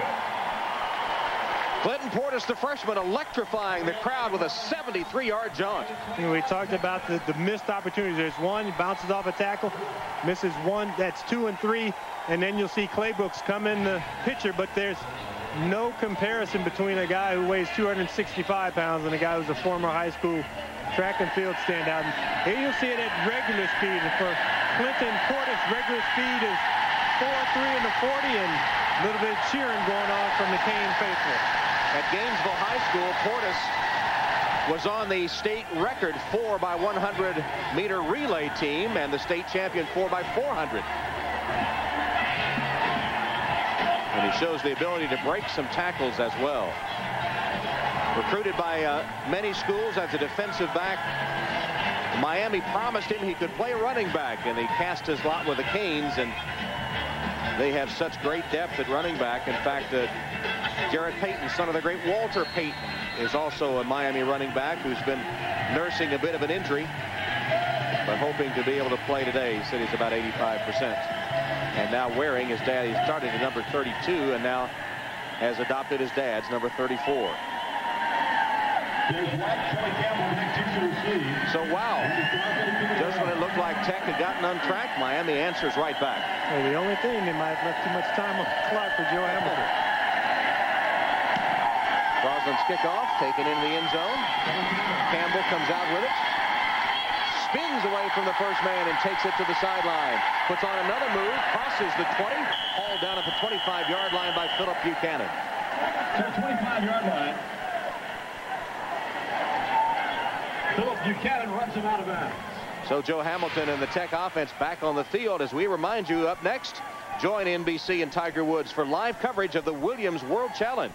Tune in as 12 of the best golfers in the world, including Tiger, Garcia, Duvall, and more, compete for $3.5 million in prize money. Tiger looks to pick up where he left off after that great 1999. The Williams World Challenge. That's live golf coming up next here on NBC. Tiger said if he won, he'd donate that $1 million to his charity. Hamilton keeping and netting a yard or two before he's wrapped up by Al Blades as we send it down to Craig Sager. Craig? Miami starting tailback James Jackson on the sidelines with a sprained left ankle, having the ankle retaped. That is the only reason why Clinton Portis was in the game. But he obviously made the most of the opportunity. Funny how well those ankles can get to when a guy runs 73 yards on your replacement. Jackson thinking that was my 73. I needed those 73 yards. Hamilton's pass is short and incomplete, intended for Des White. Leonard Myers defending on the play as Jackson gets his ankle taped. Is it just my imagination, or has Hamilton been short many times today? Well, you know what he's doing? He's throwing off his back foot, and what that means is he's not stepping into the throw. He's just leaning backwards and just casually getting rid of the ball. When I watched him in practice Thursday, there was nothing casual about his motion or the way that he throws the football. That time, it's an easy throw. He sees the guy out there. He reads it early, but you still have to complete the motion, step forward, and through the throw. There was nothing casual about his demeanor at practice either, was there? No, not at all. He chewed out a couple guys when they didn't perform their task.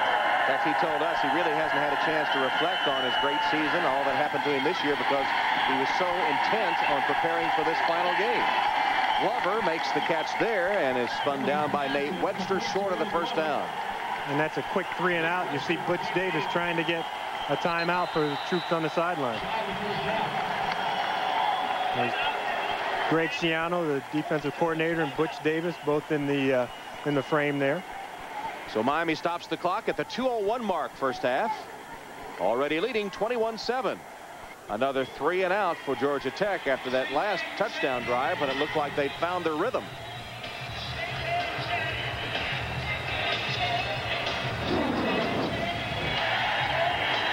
And Joe Hamilton, you see him stepping into the throw there, but that throw a little low.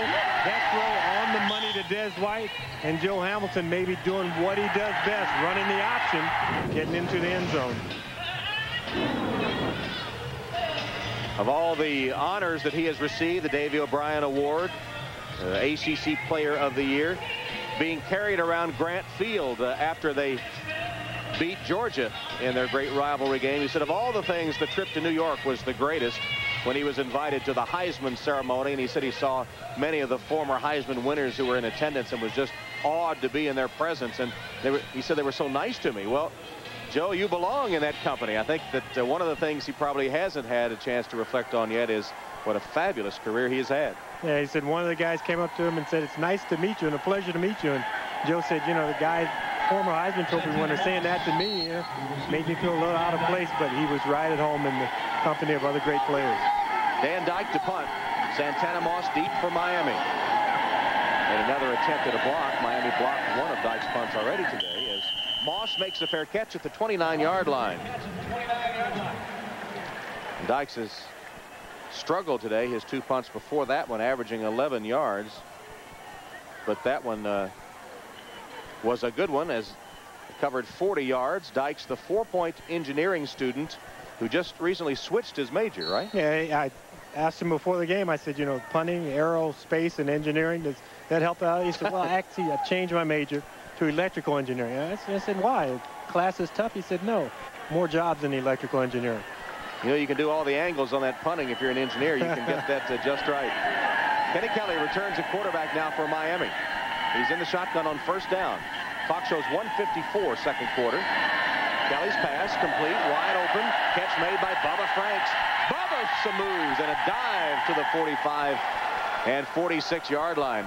Look, did you see those swivel hips on 260-pound Bubba Franks? It is not fair. A guy that big who can shake that well. You know, he likens himself to basketball. He says, I'm a basketball player. He says, kind of like Penny Hardaway. I said, well, you wouldn't be Penny. You'd be Nickel. And he has about an acre of turf on his face mask there after plowing it up with a dive. Kelly again with a hot hand, as you said. Second completion in a row. Andre King makes an 11-yard catch and another Miami first down in their 2-minute offense. And they've got time. The clock will stop while the referees reset it and get the chains ready. Kenny Kelly operating this thing pretty smoothly. First down carry, Jackson. Jackson follows his blocker, and he has 9 yards. And Miami just ripping off chunks of yardage through the air and on the ground at the moment against this beleaguered Tech defense, which has not gotten any help from its offense, unable to get a breather because the offense hasn't done anything. Second and short. Kelly from the shotgun. Another completion. Andre King. King trying to get some extra yardage, retreated a little bit, will be close to the first down marker. Jamar Clark on the tackle, but a flag down. In fact, we had a late hit. You know, King is trying to struggle and get out of bounds, and looked like Chris Edwards came in and kind of came over the top.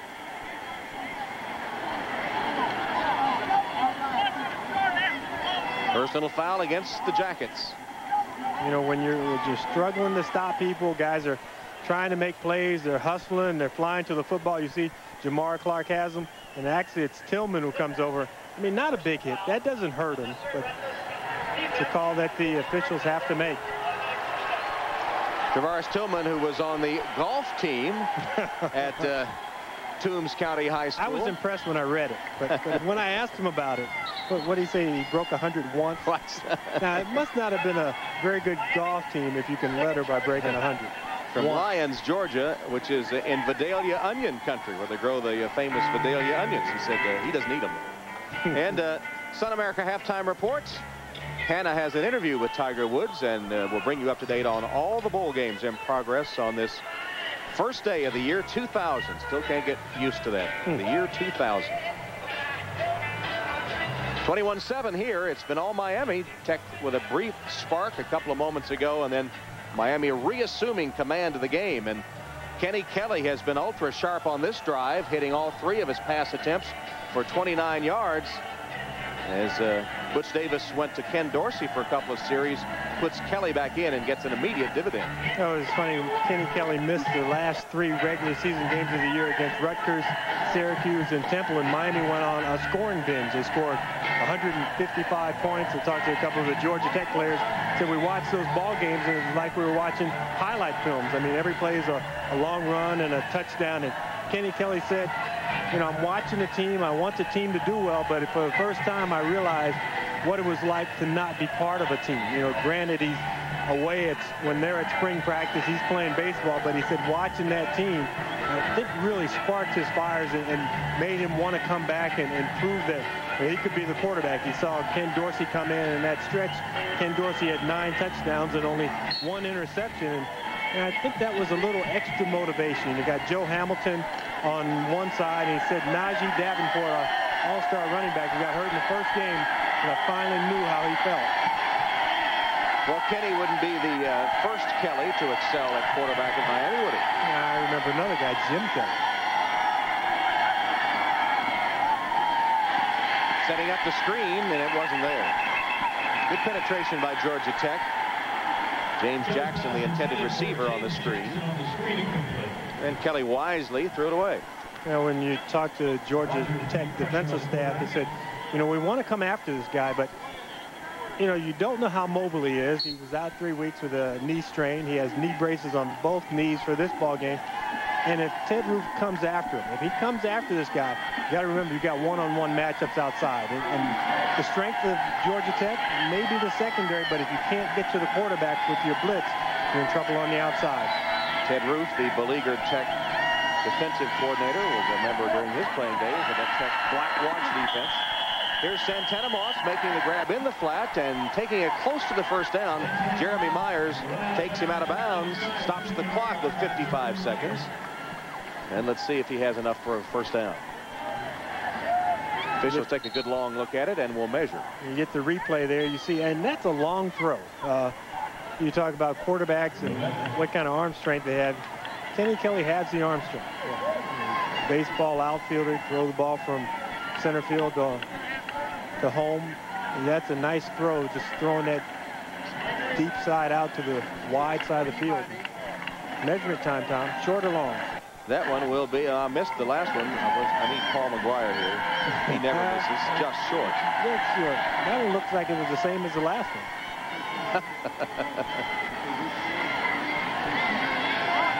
Now, you talked about Joe Hamilton kind of throwing off his back foot, not stepping into it.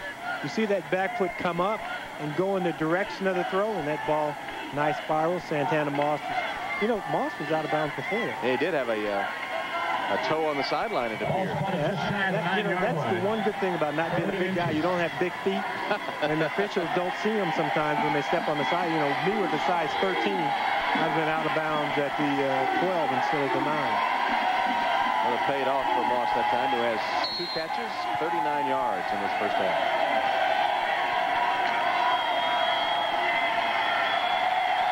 Just short, the ball at the 9-yard line of Georgia Tech on 3rd down.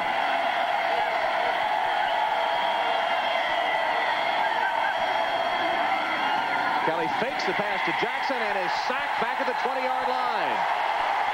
Greg Gathers, the freshman, had nothing of the fake and went ahead and stopped him for a loss. There's Gathers. George O'Leary, the Tech coach, was telling us he does bed check himself. He checks, and he went into Gathers' room before a big game, and the lights were out. Nobody was in the bed. There's the play by Gathers. He thought maybe that he was breaking curfew, and he looked up, and there was Gathers sitting in a chair in the dark room looking out the window, and he said, "Coach, I'm nervous." And O'Leary said, "Well, after you said that, I am too."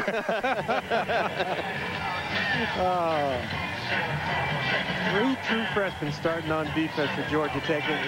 You know, it has been a year, and I think there's a little extra gray hair on George O'Leary because he's a defensive guy first. You know, granted, you look at the great offense that he's put together. He says, you know, I knew what I wanted defensively, but offensively, you know, I wanted to come in and have some flexibility and be able to do a lot of different things, and he's been able to do that with Georgia, with Joe Hamilton at quarterback.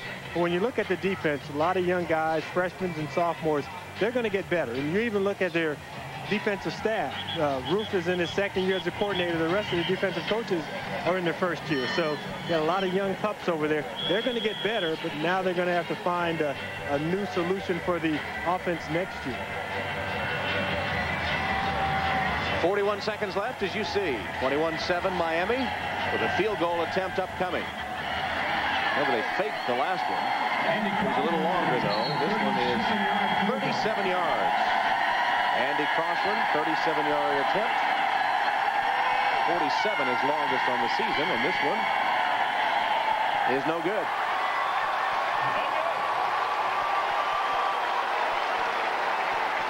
Another miss for Crossland, his 2nd of the game, and it remains 21-7. So all that offense results in no points once again for Miami. They sure have had a lot of opportunities in this first half. Yeah, I'm surprised that Crossland went straight for Butch Davis. Or I don't know if Butch Davis made a beeline for him, but normally when you kick a ball, you kind of swing through it, and it'll move as a left-footed kicker from left to right. That ball just stayed straight. He's trying to just baby it through the uprights on that time. In O'Leary applause, there's been precious little for Georgia Tech to applaud in this first half. I'd look for Des White here. Hamilton's looking for some room. Dives back to the 20-yard line, back to the line of scrimmage. Hamilton keeps it. Matt Walters covered in there. William Joseph on the stop for the game. And Tech has called a timeout. 29 seconds left, despite the fact they're back on their own 20-yard line. Well, that's a measure of how much confidence they have in their offense. Most teams would be, at this point, willing to take a knee and try to regroup. Tech calls a timeout, try to get something going. I think they're looking for any spark possible. They want to just have something good happen before they go in at halftime, you had the big run by Miami once they had closed the gap to 14-7. And you're right, most teams would just, collect their thoughts, go in at halftime, try and make the corrections and get back in the ball game.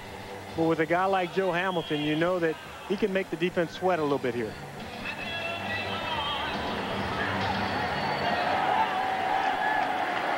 Hamilton lines up in the shotgun, 2nd and 10 from his own 20, trailing by 14.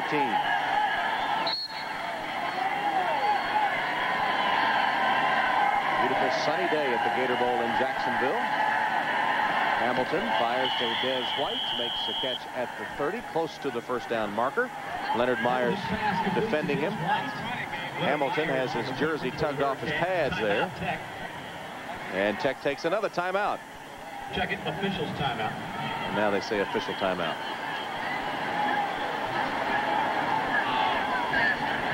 First down, Jackets. We got another measurement. This is going to set a record. 3 measurements in the first half. You're 1 for 1 right now. It looks like they decided it's a first down. Didn't need to measure after all. Gave it a good close look. And the clock starts with 15, 14, and counting.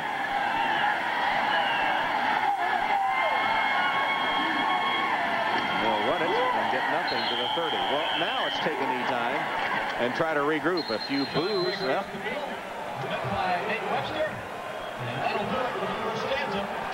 so we've got 2 seconds. 2 seconds left, and Tech called another timeout.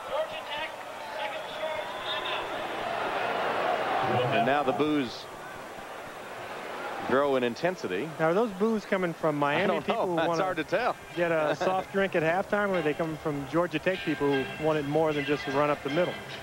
It was a strange call after calling timeout. And even stranger with 2 seconds left is to call another. Well, I don't think the strangeness is going to end after that play.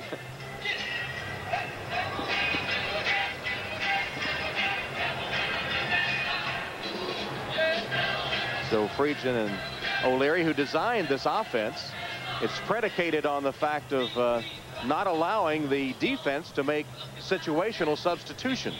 Try to keep the pressure on them, not enable them to get their nickel and dime packages on, etc. See number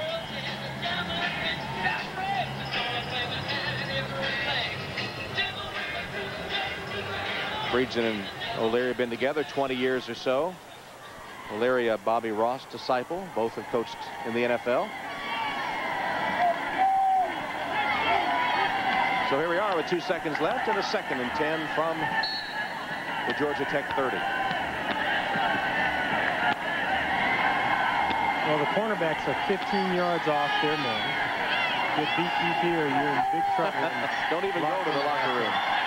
Hamilton throws it as far as he can, and it's tipped and out of bounds, and the first half comes to a close. Well, Hamilton and the Tech offense, save one brief spurt, have been held in check during this first half. At halftime, 21-7. Let's go to Craig Sager. Well, Coach, the story of the first half, the disappointing showing by the nation's #1 offense. Why is the team so flat? Well, I tell you, it's not flat. We're just not making plays on offense, and I think Joe has to play better as far as what his reads are and stuff. And defensively, I think we're putting them in some bad situations. But except for that last run there, they made some good stops. We just got to regroup on offense and start controlling some of the ball possession and start making some plays. Too many drops out here right now. Thanks a lot. Lucky to be down, only 21-7. Let's go back to Tom. All right, Craig. Joe Hamilton held in check, 36 yards rushing. He did have a touchdown, and 103 yards passing for the Georgia Tech All-American Joe Hamilton. Miami looking good. Jackson especially in that first half, and the Hurricanes have a 21-7 lead at intermission. Now we'll send you to the Sun America halftime report. Let's join Hannah Storm.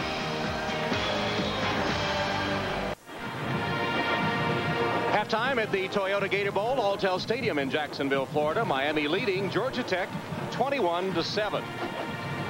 As the halftime activities continue here, and James Lofton, Tom Hammond with you. And James, I think we expected that Miami would probably be able to move the ball against the Georgia Tech defense. What we didn't expect was that Tech would get nothing done, really, save one drive offensively. Yeah, we knew that Miami's defense was good coming in, but one of the areas that Georgia Tech has not done well in this ballgame is really getting yardage on first and second down in easy situations. You heard George O'Leary talk about we've had too many drop passes, and it really has been that simple because a drop here or there doesn't seem like a big thing, but when you're going up against a defense that has great defensive speed, they have really been able to counteract and neutralize Joe Hamilton. Well, we know that as Joe Hamilton goes, so does the Tech offense, and as George O'Leary said in his interview with Craig Sager just before halftime, that Joe has not had a good first half. Well, I think Ralph Friedgen in this second half, he's going to get Kerry Watkins back. We talked about Watkins, a guy who had a fight with a big lineman in the Georgia game, and he was suspended for the first half of this ball game.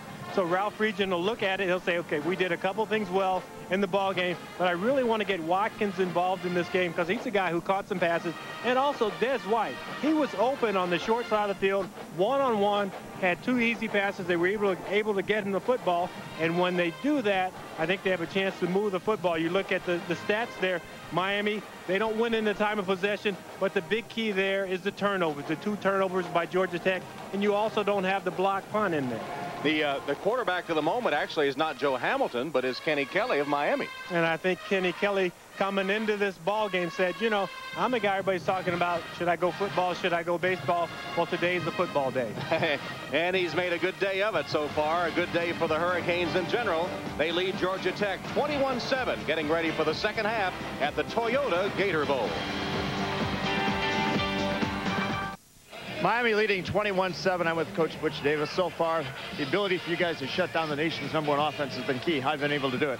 Well, first of all, obviously, we've got some very talented kids on defense that can run well. And, you know, we've been able to put some pressure on Joe and make them have to throw under duress from time and gotten to taking him out a little bit on some of the option stuff. They got us down on the goal line, made a great play. They're talented. We know that they're a good second-half team. We're going to have to play well in the second half. Kenny Kelly has been the more effective quarterback, but he dislocated the index finger in his throwing hand. How will you use your quarterbacks in the second half? Well, still, we'll go back and we'll start the game with Kenny Kelly. You know, I think that Kenny Dorsey getting in the game came in when Kenny did go down and put us in the end zone the first time. We're just going to play the guys, keep doing like we've done, and rotate them a little bit. Kenny Kelly's doing a nice job, though. All right, thanks a lot. Let's go back to Tom and James. All right, Craig, thank you very much. There's a look at Ken Dorsey, the freshman quarterback who came in and struggled a little bit, but Kelly, despite that dislocated finger, you see the tape on his right index finger. Despite dislocating it early in the game, he was very effective. In fact, as you see, hit 9 of 13 for 127 yards, including the touchdown toss to Andre King. Now, correct me if I'm wrong. If Kenny Kelly's on the baseball mound, he has to pitch. Can't have that tape on his finger. That's right, he cannot. Get a little extra rotation on his curveball there. And meanwhile, Georgia Tech, maybe if they have a secret weapon, maybe it's Kerry Watkins, who was ejected in the second half of their game against Georgia and was suspended for the first half of this game. In fact, Coach George O'Leary, to ensure that he didn't sort of slip into the game, hid his helmet from him. It was funny because George O'Leary wasn't sure on the rules. Could he be on the sideline? Did he have to stay in the locker room? Well, he's on the sideline, and you're right. They said we're going to have to take his helmet, and we probably should take all the other helmets that might fit him and move those away from him. So he's chomping at the bit, ready to go in the second half, which will be underway momentarily. Andy Crossland teeing it up for Miami. They will kick off to start the second half with Des White and Kelly Campbell, the deep men for Georgia Tech. 21-7 Miami as we start the third quarter in the Toyota Gator Bowl. This is Campbell. Kelly cuts back right into the Miami special teams coverage and is taken down at the 23-yard line. Jeff Popovich made the special teams tackle for the Canes.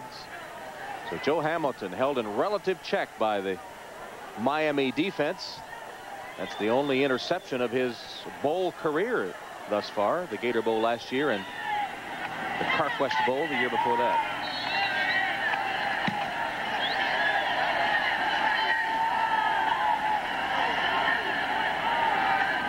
Hamilton on first down, fakes to Gregory, rolls and delivers a pass complete.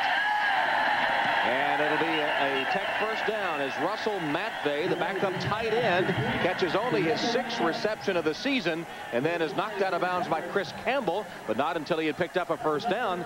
Looks like George O'Leary and Ralph Friedge are going to try some new faces here. Yeah, but you also talk about, scripting plays when the game begins, and I think George O'Leary and Ralph Friedge have a little script that they want to go on and some things that they want to look at for the start of the second half. Option play. The give is to Ed Wilder, and the big fullback rambles for 8 yards at 255 pounds before the All-American linebacker Nate Webster makes the stop for Miami, and Tech showing the ability to move the ball here early in the third quarter. And you heard what Butch Davis said. He said that Joe Hamilton got us on the option down near the goal line, so sure, when they went in at halftime, their conversation was option, watch Joe Hamilton. That time Wilder did crease up the middle, 9-yard gain. 5 carries, 27 yards for Wilder as Gregory gets the call here. And Sean Gregory breaking away, lowers his head and rams inside the 40-yard line. The Yellow Jackets come out with a little spark in their step to start the third quarter, and there's an injured Hurricane back upfield. And that's Borio down. You see Sean Gregory, a guy who started the year off as a third-string running back and talked about him being a tough guy. Well, he makes the guy miss there. You can be tough, but you can make guys miss. It makes your work a lot easier. Sophomore from Homewood, Illinois, Flossmoor High School. In fact, they won a state championship when he was a junior at Flossmoor. And he's got some speed, too, as they tend to Burrow, the injured Miami player. Gregory, we talked about the speed of some of the Miami backs. Gregory was 3 years the Illinois state champion at 100 and 200 meters. Not bad.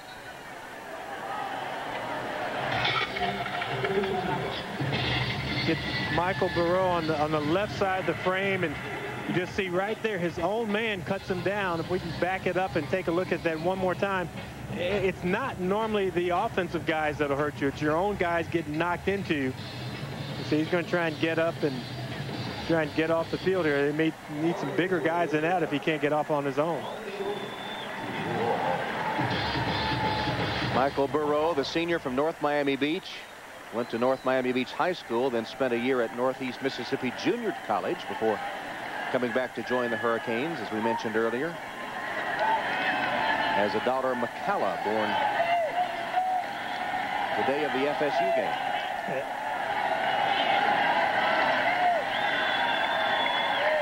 And Kerry Watkins, number 9, the freshman receiver from La Crosse, Louisiana, who caught 33 balls in the regular season.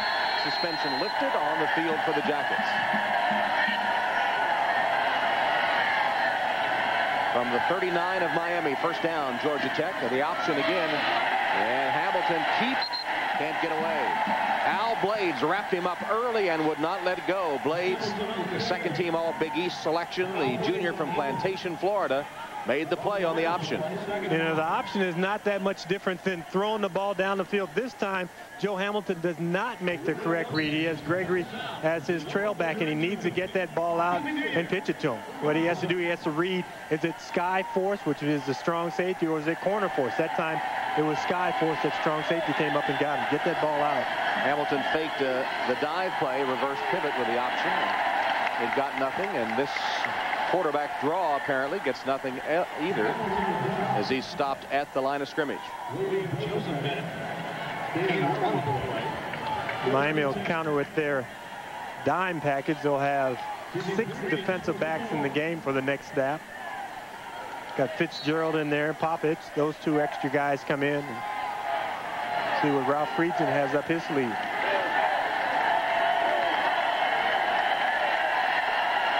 Burrow has a sprained ankle and should return for Miami. Good news for Hurricane fans. 3rd and 10 for Georgia Tech. Low snap. Hamilton picks it up and rifles it complete, but short of the first down to Kelly Campbell. Mike Rupp hit him immediately and made sure they would not be able to gain any further yardage. Kelly Campbell's tough. I mean, he took a good lick there, and he got up talking. And I don't know if he knew what he was saying when he got up, but at least he got up and, you know, because he talked about that. Is there any trash talking that goes on? Sure, those guys want to trash talk a little bit. And by just making that catch, they feel like they're out of field goal range. But now you get a manageable 4th down. You got 4th and 4. That's a lot better than a 4th and 10. You got a lot of options there. When you talk about options, that's the thing that worries Butch Davis and his defensive unit. 4th down and 3. And with the play clock ticking down, Joe Hamilton signals for a timeout. So Georgia Tech takes a timeout facing this 4th down attempted conversion here early in the second half. And O'Leary wants to know what went wrong as they take the timeout. They trail by 14.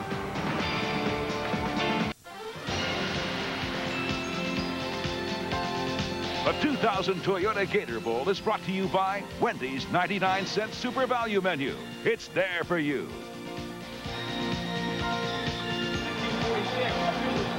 Familiar scenes of the Georgia Tech campus in Atlanta.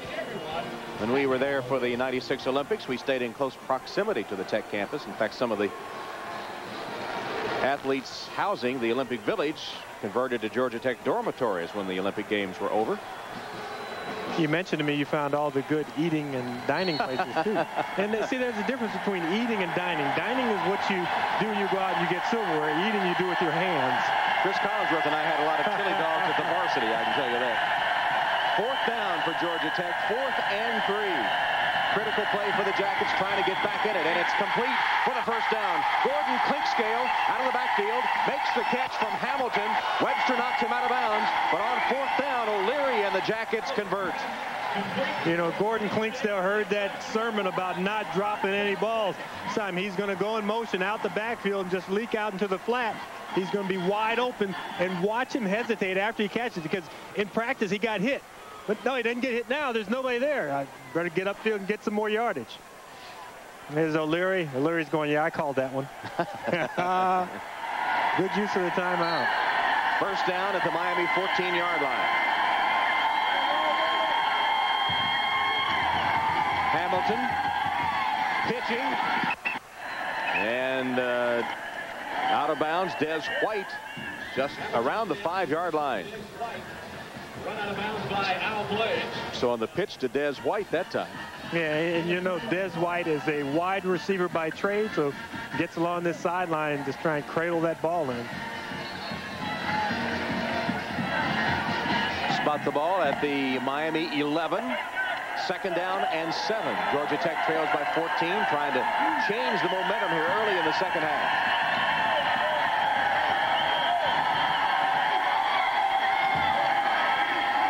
Hand off to Gregory.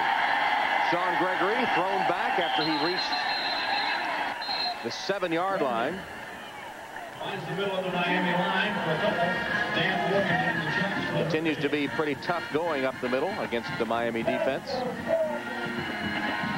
And those are big guys up there. You look at Gregory, who is just a sophomore, a young kid, runs tough, runs hard, and there are times when you just like to be able to find the ground. They won't even let you get down on the ground. Spot the ball at the 8. That makes it 3rd and 4 for Georgia Tech.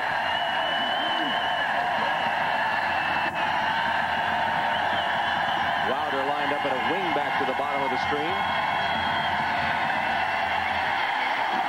And the pass by Hamilton is low and no good, incomplete. Short hop, Des White. He thought he caught it. But it reached the ground before it got to White, and it'll be 4th down. And that's a tough one because Des White is thinking touchdown. If he just gets enough yardage to get the 1st down, this ball won't hit the ground. I mean, it's there. It's there. That's a catchable ball. Joe Hamilton throws that ball the only place possible, and Des White just can't get his hands under to make the catch. Monje attempts the field goal.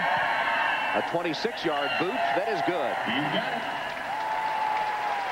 So Georgia Tech takes the second half kickoff. They convert a 4th down, but have to settle for the field goal.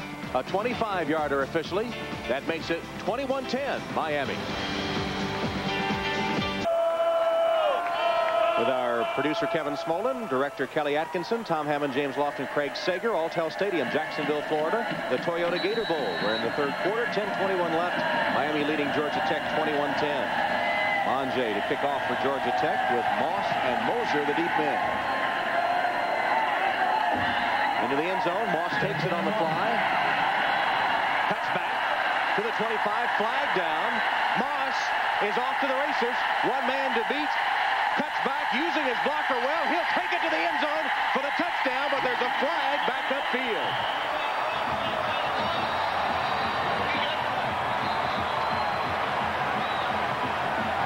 Moss had a couple of punt return for touchdowns this year.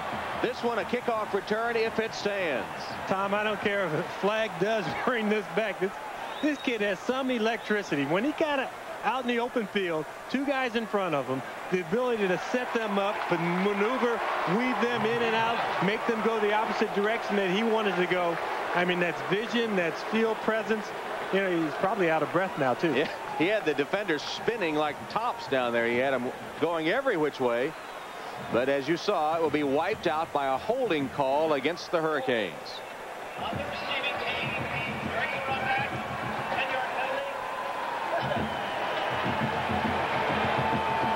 And there you see it. You see the hold and the little takedown. Get that hand in the back. Guy can't get away. Not a big hold, but, you know, just enough, and it's right at the point of attack. If that's away from the ball and away from where the runner is, maybe that doesn't get called. But a good call by the officials.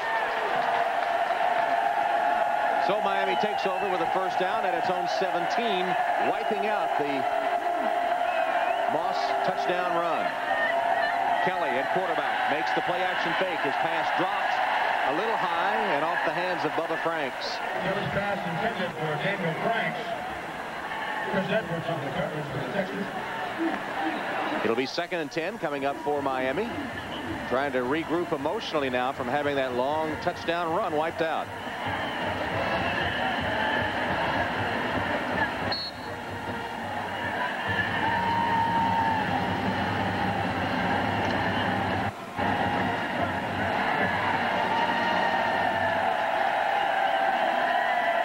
Formation behind Kenny Kelly.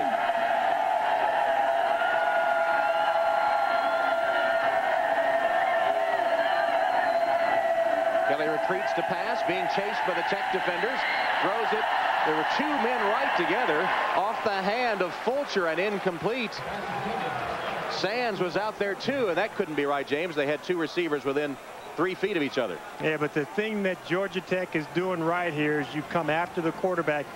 Kenny Kelly, great athlete, good mobility, fast, can run, but still likens himself as a pocket passer. And if a guy wants to stay in the pocket, you bring people from the outside, you force him to throw when he's not ready. That time it would have been an easy completion. You had guys running wide open, but you also had enough pressure on the quarterback to cause an inaccurate throw. 3rd and 10. One of the things Miami has not done well today is convert third downs.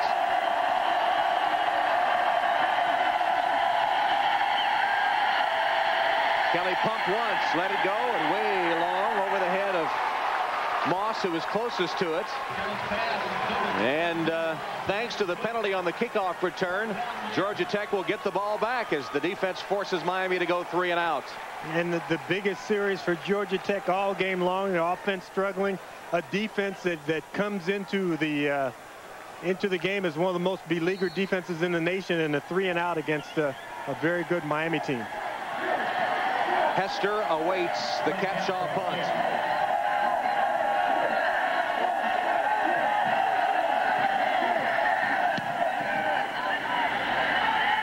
Capshaw spins it toward Hester, who fields it at the 42. Was hit hard and dropped at the 45-yard line. Nick Ward made a beautiful tackle on special teams after the punt covered 41 yards. And thanks to Ward's hit, only 2 on the return. But Tech gets the ball back, trying for some more offense. They still trail Miami 21-10.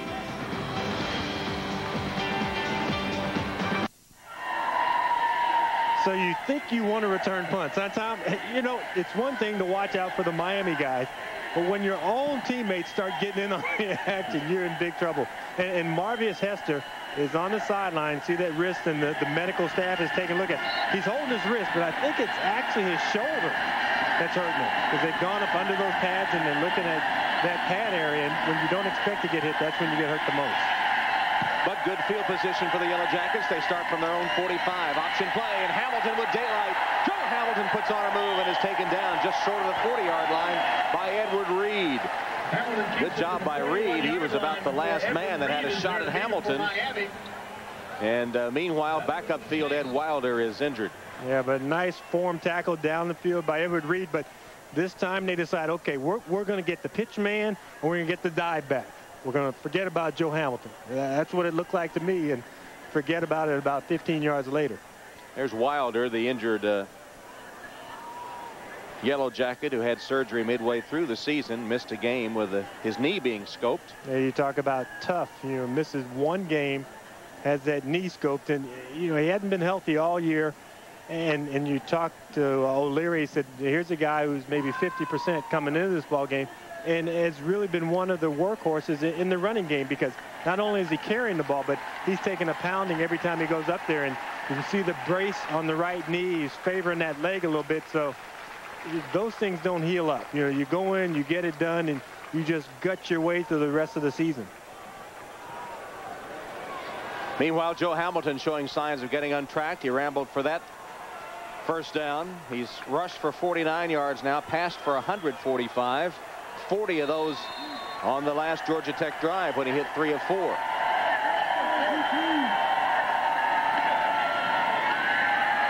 Hamilton given time. Down the sideline, Des White. And a flag comes down as he collided with Chris Campbell, who was covering. It was actually Sean Gregory, 32, not 22. And the penalty coming up against Miami. That was the almost take your pick play, because you had the play action fake in the backfield. He fakes to Gary Johnson, number 86, who just came in the ballgame. He has his wide receiver open on the right side. He decides, I'm going to gamble. I'm going to go for the big strike down the field. You see him look right, then he comes back to the left, tries to fit in there, and you see Chris Campbell just trying to catch up. The ball actually hits him in the back about the same time that he collides with Gregory. Get another look at it. There's the play action. Joe Hamilton quickly comes back to his left. See, he knows what he wants when he lines up.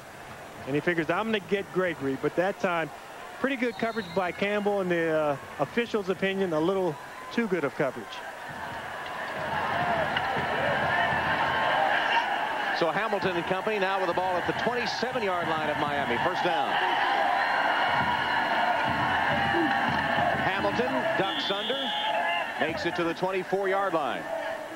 Covered there by Marquise Fitzgerald. Gain of a couple. And you can kind of sense that Joe Hamilton now has Miami where he wants them. Down by 11 points, but he has them on their heels. They are reacting to him. They're not dictating the game. No longer is the game being played on the other side of the line of scrimmage in the backfield for Georgia Tech.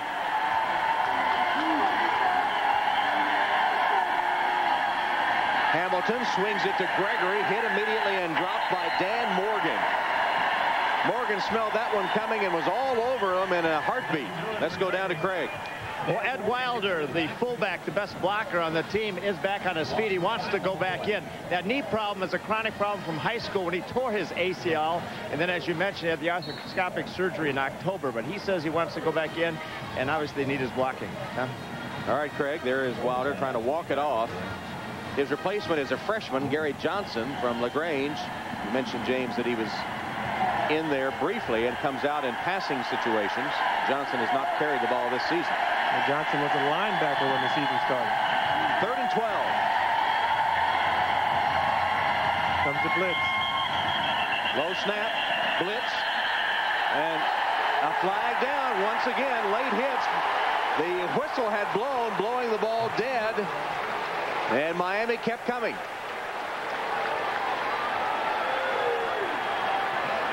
That's 1 against Georgia Tech and 2 against Miami, and huge plays. I mean, this bails Georgia Tech out of what would have been a 3rd and 18 because they were the ones who had moved initially. They had delay of game. And then with the whistles blowing to stop the play, Miami kept coming. And, you know, that snap from the shotgun from Noah King has been at Joe Hamilton's ankles time and time again, and Joe Hamilton takes one in the back for the team. You know, that's like being a baseball player and standing in there letting that ball hit you. But well, Hamilton had stopped, obviously. Yeah. And he's motionless. And motionless and defenseless, and that's the reason for it. Nate Webster nailed him. And you hear the whistles. The whistles at the beginning of the snap. Personal foul, unnecessary roughness on the defense, 15-yard penalty, automatic first down. And it's not a matter of the distance, but that unnecessary roughness penalty is a automatic first down. Damian Lewis, the offender for Miami, and as you saw the graphic, the 3rd time today that Miami has helped Georgia Tech convert a 3rd down with a penalty. And you know, talk about teams being off and being rusty. Well, you figure they've been off for about a month. They haven't really heard whistles at practice. You know, you hear whistles in the game all the time, and you get used to pulling off, pulling back, but you don't hear them in practice. And in practice, they're going against the scout team guys, and they're just killing those guys. Saw Georgia Tech's production inside the red zone. They're at the 19 here. Here's the reverse. Campbell. Nowhere to go. Stopped back at the 23-yard line by Leonard Myers. Yeah, but Campbell had it to the outside. John Myers, number 7, had made the block, had picked it up. You run the reverse all the way to the boundary. You see the pitch, the misdirection. He cuts it up inside. You see number 7, Blades. He was blocked by number 7, John Myers, and they had the play there. Butch Davis, he's going, hey, he's coming, get over there. And then he's relieved because Campbell actually cuts it up. You run all the way to the boundary. You run wide to stay wide. Loss of 5 at 2nd and 15.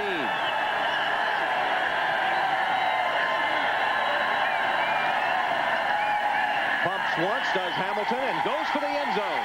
And the pass is incomplete, intended for Campbell, with Leonard Myers defending for Miami. The pass intended for Kelly Campbell. Leonard Myers on the coverage. It's incomplete. You know, he had both Watkins and Campbell on the same side. They're both running a stop and go. Watkins is in the slot in the middle, and it almost looked like Campbell was watching Watkins and said, well, he's the guy who's open. You ought to throw it to him. Throws the ball out late, and Campbell tries to turn on the jets, but not enough jets to get to the ball. And you see a little hand fighting there, just enough hand contact by Leonard Myers to break the stride of Kelly Campbell. 3rd down and 15. Formation here. They got a blitz coming again. Low snap picked up by Hamilton. His pass, his receiver fell down. His receiver had fallen, Des White at the 7-yard line. White looked to be open too. Lost his footing, went to the turf, and another field goal attempt coming up, which does not please the Georgia Tech coaching staff. You know, Des White tried to make a double move, and you know, this turf here in Alltel Stadium where the Jacksonville Jaguars play on Sundays, it's tight, but it's a little loose in spots, and he hit one of the loose spots and just went straight down. Pass ended up hitting the goalpost. Well, you got to be able to jump 10 feet to get it. Field goal attempt is blocked. That's been the trend, hasn't it, this bowl season? Special teams play so important. And that was Chris Campbell that blocked it for Miami. Chris Campbell got in and blocked that one. You saw earlier in the game on the 44-yarder that he missed, that you saw Michael Burrow break 3, and that time Campbell gets in, gets a hand on it. This ball comes out a little low also. And on a short kick, you got to get this thing up. So Monjay unable to convert.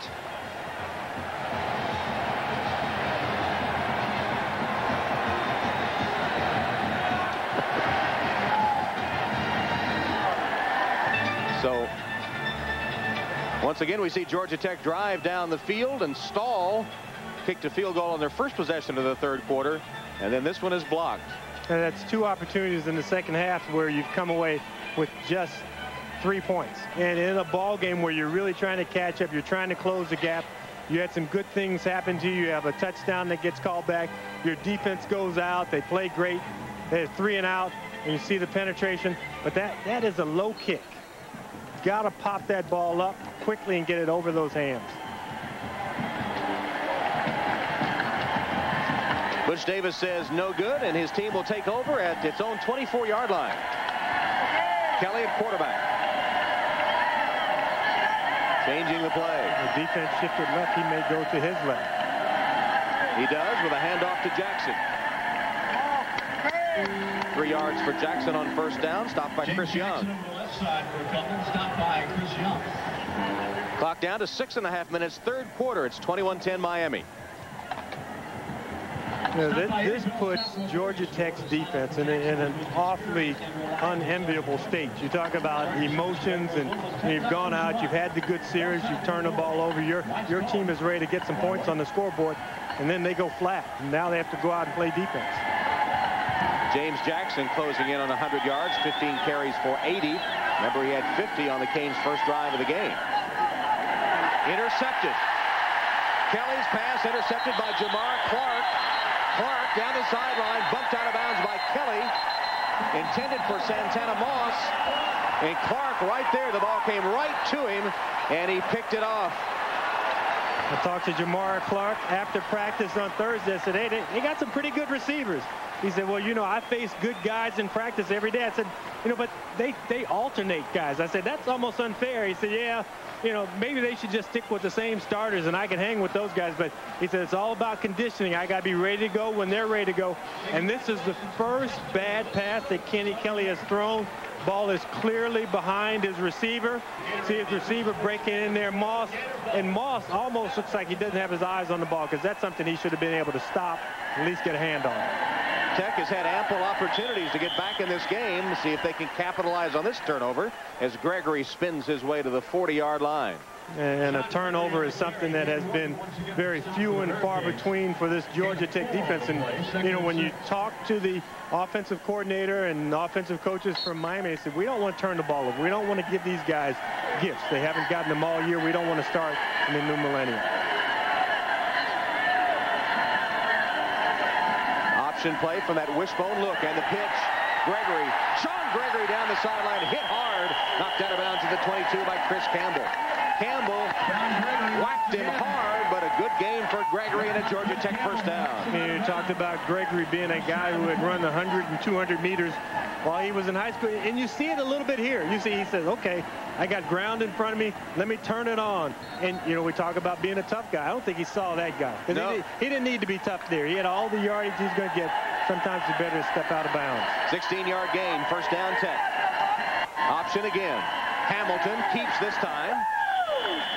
Cuts up to the 16-yard line where he's covered by Rod Mack and Al Blades. And very close to splitting Rod Mack and Al Blades. You know, I mean, they hesitated for a second. I said a couple of last series that kind of has them on their heels now. I mean, they are reacting to him. I mean, now is the time you stick it in the belly, pull it back, get that quick pop pass, get somebody in the end zone when that defense is being aggressive and coming up after you.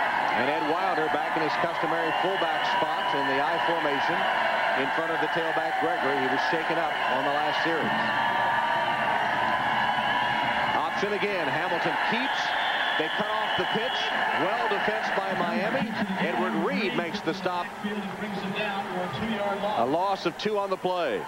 And if you're going to run the option, you have to decide early on. Joe Hamilton sees Wilder should make that block. He doesn't make the block. You know, here's a guy who talked his way back into the ball game. Can't turn and cut well enough to get Edward Reed. Yeah. Wilder taken out of the game right now. So Gregory is the lone setback. 4 wide receivers in this formation on 3rd and 6.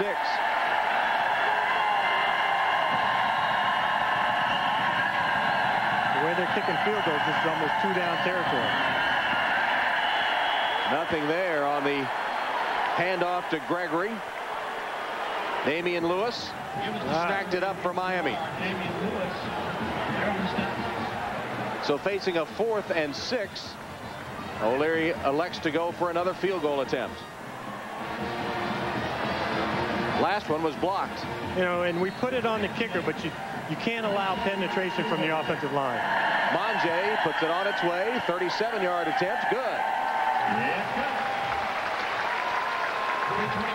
So Georgia Tech converts the interception into 3 points.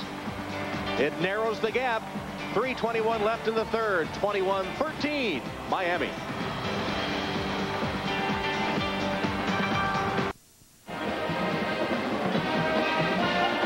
Well, Georgia Tech has been off since the end of November, and Miami's been off since the first week in December. But you know what? These two teams haven't forgotten how to hit. You know, they actually like to hit so much, sometimes they even hit a little bit after the whistle's blown. Ouch.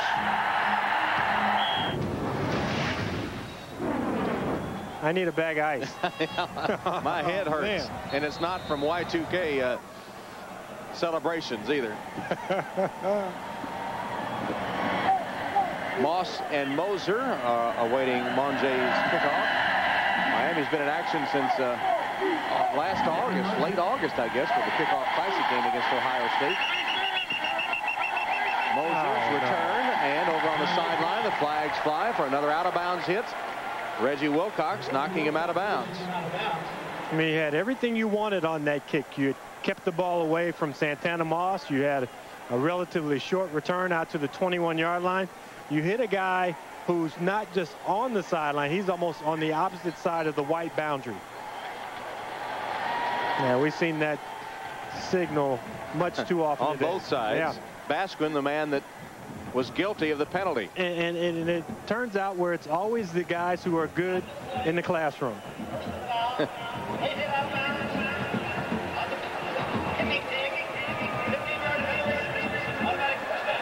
I mean, Baskin on the academic honor roll for the ACC, and you know what? They should start taking points away from the grades. And then, you know, then the kids would really be scared. Meanwhile, Miami sends Ken Dorsey back up under center. Dorsey at quarterback for Kelly. Moss in motion. Dorsey completes the pass, but for little or no gain. Stopped in his tracks was Reggie Wayne. Travaris Tillman was all over him.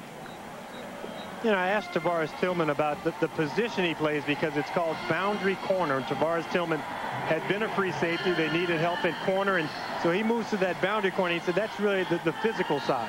He said that's where the short side, where you get involved in a lot of the tackles, and he has good size, and you know, he has that safety body, and he's playing corner, and I think the pros might want to look at a guy who's smart and team captain, does a lot of things right on the football field. That was Ken Dorsey's first completion. It went for 0 yards. This one is going to be about the same. Yeah, that's an improvement. That one went for 1 yard. Sands made the catch, and Ross Mitchell hit him immediately. In fact, they might even get him 2.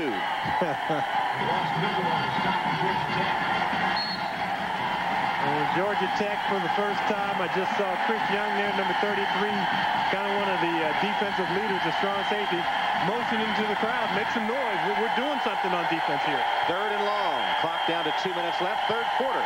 Miami's up 21-13.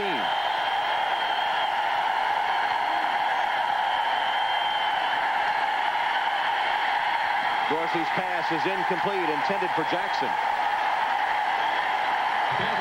Chris Edwards on the coverage there. Chris Edwards, if he looks back, he might have a chance to intercept this, but Dorsey has a little bit of time. He looks downfield. There's good coverage down the field. Forced to step up in the pocket. See that ball thrown, and his receiver, James Jackson, had actually turned up the field. To be so efficient offensively in the first half, Miami is completely stalled. Hester is injured, the normal punt returner, the only man that's returned a punt for Georgia Tech this season. So Glover is out there for Capshaw's punt. Will Glover retreats, tries to get to the outside, and has a pretty nice return around the 30-yard line. Rod Mack on special teams with a Miami tackle. 1 minute, 36 seconds left in the third quarter as Georgia Tech will take over. 41-yard punt that time. Tomorrow, 4 Eastern, check out the Brian Boitano Holiday Skating Spectacular. Tune in as Brian, along with fellow Olympic gold medalists Kristi Yamaguchi and Oksana Bayul, hit the ice to celebrate this traditional time of the year and skate to live performances by John Tesh and R&B sensation Deborah Cox. That's the Brian Boitano Holiday Skating Spectacular tomorrow at 4 Eastern on NBC. See, now guy skaters are nicer than girl skaters. Katarina Witt they had the Divas on ice, where it's just women. Brian invited a couple of ladies to come and skate along with him, but who wants to see a bunch of guys skate? Contact by the defense. Offside. 5-yard penalty. Remains first down. Another penalty. The Y2K has hit both these teams in the penalty department. You know, for Miami, it's been a long season. This is their 13th game. They started in the Kickoff Classic way back in August. I mean, that was last year. I mean, that was last century. By the way, to your comment 1,000 years ago. To your comment about who wants to watch a bunch of guys skate, there are a lot. But they invite some good-looking women to come skate with them. A lot of females who control the clickers at home that like to watch those guys. That's why we have more than one TV in my house. William Joseph makes the tackle for Miami as the clock approaches a minute 15, and it'll be second down, 3 yards to go for Georgia Tech. All the momentum has been on Tech's side in this quarter, and yet they still trail. They've had 102 yards in the third quarter to only 5 for Miami. Tech is still down 8. And Butch Davis is giving the official an earful because Tech had 12 guys in the huddle on that last play. Handoff to Gregory, who slips and is marked down at the 35-yard line, covered by Matt Walters. You can't do that. That's an unfair advantage. They have 12 guys out there. You get a low-angle look. You see Joe Hamilton handing that ball off. It looks like Gregory's just fine. And he's about to slip, and he gets assisted on the tackle there. So half that tackle should go to the defensive player, half to the turf. John Myers, whose brother plays on defense for Georgia Tech, just brought the play in from the sideline. Hamilton in the shotgun on 3rd down and 5. And the catch made, but short of the first down. Kelly Campbell stumbling as he caught it, unable to get first down yardage. Looked like it would have been an easy first down pickup had he not lost his footing. And that play will bring a close to the third quarter at the Toyota Gator Bowl. At the end of 3, Miami leads 21-13, although Tech ruled in that third quarter. Back to the Toyota Gator Bowl right after these messages and a word from your local station. Start the fourth quarter at the Gator Bowl with Miami leading Georgia Tech 21-13. That score a good omen for the Hurricanes. When they begin the fourth quarter in front, they've won 129 of their last 131. But Georgia Tech dominated that third quarter, and the momentum seems to be in their favor. They're going for it now on 4th and 1. Tech goes for it on 4th and 1. Looks like they're trying to draw them offside, and Miami's not going to fall for it. That motion man's going to get tired. Yeah, he did a little tap dance down there behind Joe Hamilton. Yeah, so Gary Johnson looked good, though. The ruse did not work, and Georgia Tech will take the 5-yard penalty for delay of game and punt it away. But the Tech defense in that third quarter held Miami on 3 possessions to 3 and out, interception, and 3 and out. Dan Dyke will punt for the Techsters. For the first time in the ball game, he's punted into a little breeze now, too. Santana Moss, the dangerous one, awaits the boot at his own 20. Low kick and short. Bounces and takes a Miami bounce. It'll be marked out of bounds about the 36-yard line. Moss didn't get a chance to return that one, but nevertheless, good field position for the Canes, who've been unable to do anything with the ball here in the third quarter as they have their first possession of the fourth upcoming. And so far, Miami has taken the lead from the outset and held on. Our Beck's storyline: Portis and Jackson, the Miami running backs, 167 combined rushing yards and 2 touchdowns. Yeah, that 73-yarder. Had 50 yards on the first drive and a 73-yarder for Portis. Miami's defense, 3 late hits, have enabled Georgia Tech to convert 3 third downs, and Hamilton had a rough start and starting to find his legs. Here's Portis. And Portis, who ripped off that 73-yarder earlier, gets about 5 yards on first down. You saw the pursuit by Georgia Tech there. It was interesting when we talked to Tavares Tillman. He said one of the things that I hope we do in this ball game is I hope that we play hard every play. That's one of the things that we haven't done so far. And with so many young guys, you kind of look around waiting for somebody else to make the play. That time, even though they pursued and over-pursued a little bit, there were a lot of guys trying to make the play, and good things happen when you do that. Ken Dorsey is the quarterback for Miami. And they give again to Portis. And Clinton Portis plowing his way before Kreisen and Gathers make the hit on him. He'll be just short of a first down, bring up about a 3rd and 4 yards to go. So Georgia Tech trying to engineer another 3 and out for Miami. Got to get those defensive signals called a little earlier.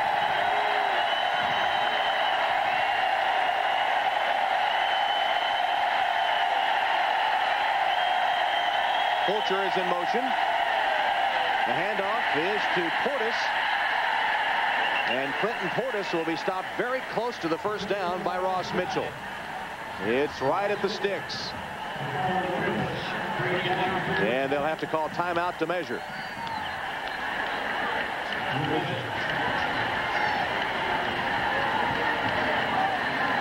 Portis, thanks to that 73-yard jaunt, is approaching 100 yards rushing.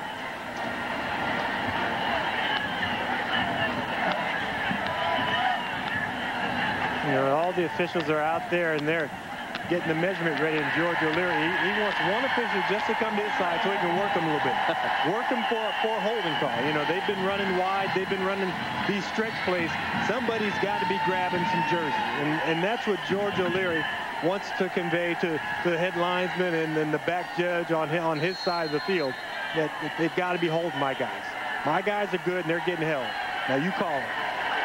Miami's initial first down of the second half.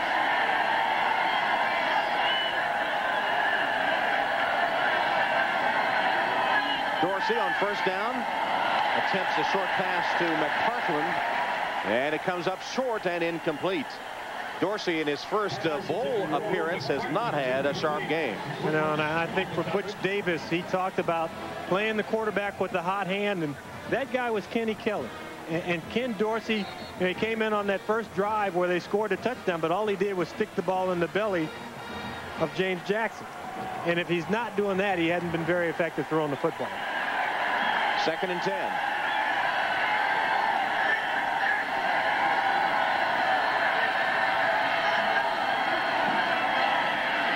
Portis, no place to go, does manage to lower his head and get back to the line of scrimmage. Chris Edwards, Kreisen got great penetration for the Georgia Tech defense. And they're gambling a little bit here. You see Winbush coming from the backside. He gets knocked down, but there are guys all around. And when you make a running back start and stop behind the line of scrimmage and you have pursuit, gets back to what Tillman said. We want the guys to play hard. Everybody to play hard every play, and we can make something good happen. Pressure now on quarterback Ken Dorsey, who's not had a good day throwing the football, on 3rd and 10.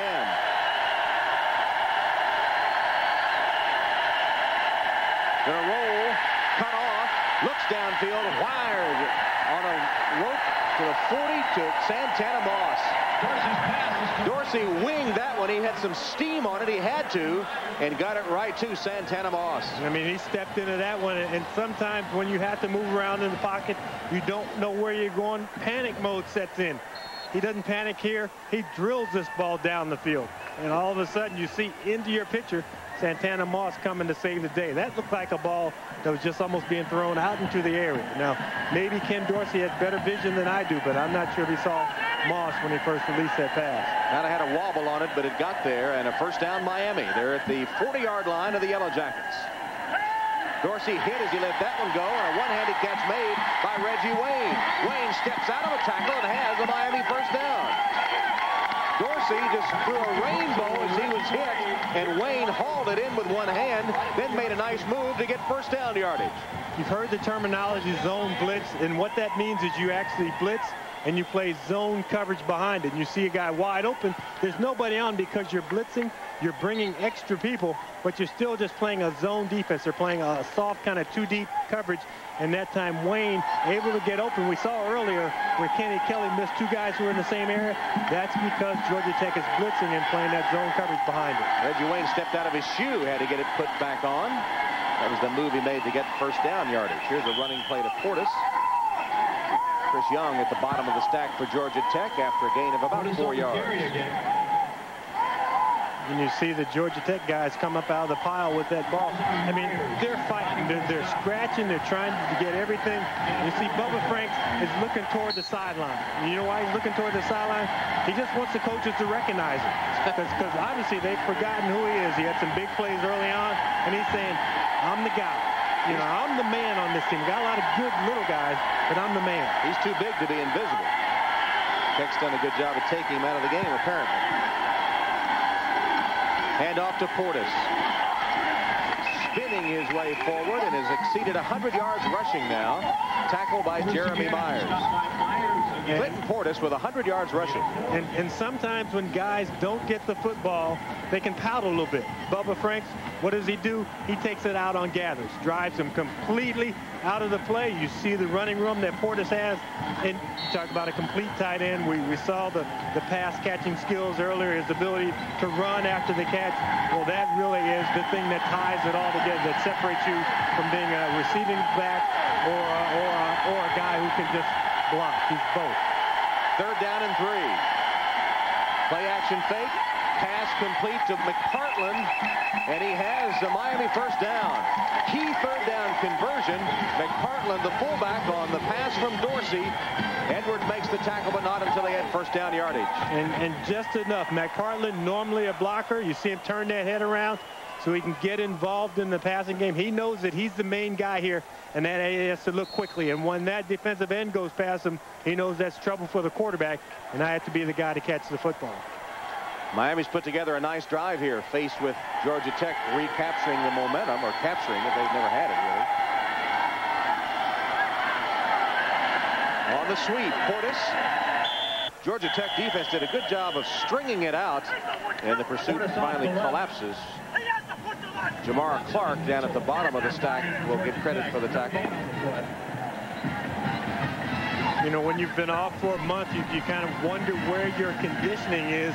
Right now, I'm watching guys walk back to the huddle on each side of the ball, and actually it's the Miami guys who have their hands on their hips. Now, granted, you got a lot of big offensive linemen out there who are doing a lot of work, but these defensive guys are flying all around for Georgia Tech.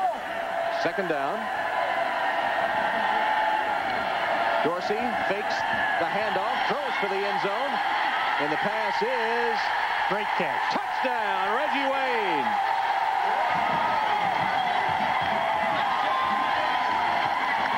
Wayne, who made a one-handed grab earlier to keep the drive alive, goes to the corner of the end zone and somehow hauls this one down for the touchdown. When Reggie Wayne and Jamar Clark stand side by side, Wayne has them by about 5 inches, and you can see the difference right there. Good coverage by Clark. He read the play. He knew what was coming. Just didn't know that the guy was going to sky over the top of him like that. 17-yard touchdown catch by Reggie Wayne, his 5th of the year. Crosland, the extra point attempt, puts it up and through the uprights and good. So Miami appeared to be knocked back on their heels by Georgia Tech. Totally ineffective in the 3rd quarter.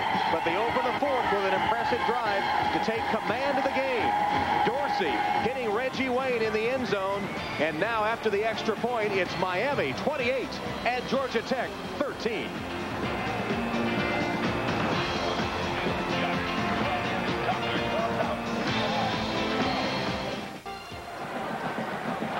All right, I'm back here at the Toyota Gator Bowl in Jacksonville. 28-13, Miami's upped its lead after an impressive 12-play, 63-yard drive, and George O'Leary has his Irish up over on the Georgia Tech sideline. And, you know, I think you can draw it up so many times and say, okay, this is the way we got to get it done. But eventually the players just have to make a play, and you just say, okay, forget about what I'm drawing up. Let's get out there and make plays, guys. He probably feels better now he got that off his chest. Not a whole lot better when he looks at the scoreboard. That was a key drive by Miami just when it appeared that Georgia Tech had it going their way after a third quarter. Crosland will kick off for Miami. White and Campbell to defend for Georgia Tech. Into the end zone where Campbell again will bring it out. And he's to the 30, cuts back, and then taken down at that spot by Ken Dangerfield. Let's go to Craig Sager. Well, you mentioned that George O'Leary was yelling at the defense. Also, he was yelling at the offense. As we talked about earlier, Joe Hamilton has the ability to check up to 90% of the plays at the line of scrimmage. However, Coach O'Leary said, listen, all you're doing is going wide. Look up the field. Look for Dez. Go up the field vertically. Tom? All right, Joe Hamilton with only 9 minutes left in his college career. He's been 18-4 his last 22 games, has 7 game-saving drives. Can he make it 8? Play action fake, and he goes deep down the sideline. And the catch is not quite made. Mike Rumpf was able to take Des White and separate him from the football. Rumpf, the sophomore from Delray Beach, Craig said, look for Des. He looked for him. And you have to make this play. You expect to be a big-time receiver. You want to play well at the next level. Nice timing by Rumpf, but somehow you have to come up with a deep ball. I always thought that it was okay to drop a 5 or a 10-yard pass. But when the offensive line has gone through the effort, the quarterback has made the move in the pocket, you've run that far down the field, you come up with a play, whatever it takes. That would have been big for the local hero, Des White from Orange Park, Florida, and the co-MVP with Hamilton last year in the Gator Bowl. Hamilton's pass, nice catch. That time Des went up top to haul it in as he found a spot right in the middle of the Miami defense, and though Hamilton laid it high, Des able to go up and get it before being tackled by Leonard Myers. Nice job in flooding the zone. They get a guy short. They run Des White to the corner, and Joe Hamilton really drops this ball in nicely. He has to take it up over the top. Des White, he knows that, you know, guys are in. The guys can come and take a nice shot on him, but he goes up, exposes himself, and the thing that he does well, he also gets back down on the ground. On the triple option handoff to Ed Wilder, and he has about a 10-yard gain. Al Blades brings the big fullback down, and he's close to a first down.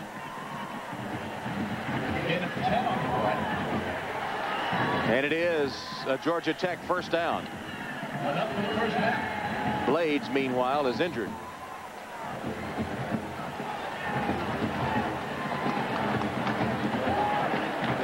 And while they tend to Al Blades, we'll take a break. 28-13, Miami.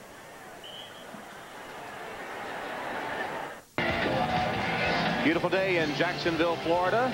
Toyota Gator Bowl day on the first day of the new year. 28-13, Miami leads Georgia Tech. 8:36 showing in the game. Total of 32 seniors on both teams playing in their final collegiate contest. One of them, Joe Hamilton, with a handoff. Clint Scale got very little. Tackled by Matt Sweeney. Meanwhile, let's go back to the Al Blades injury. Hey, you saw Blades getting worked on the sideline. You see him come into your picture right there, and his knee meets the helmet of his teammate. You know what? And you would think his knee got hurt, but you can cramp up just as easily because what you're trying to do, you're trying to defend yourself, and you're in a defensive position. Webster got his big head on Blades' knee, and I think he just cramped up. You can see him over there actually taking a drink and getting a rub down. 2nd and 10. The Miami defenders come crashing across where they've drawn off. We'll sort this one out.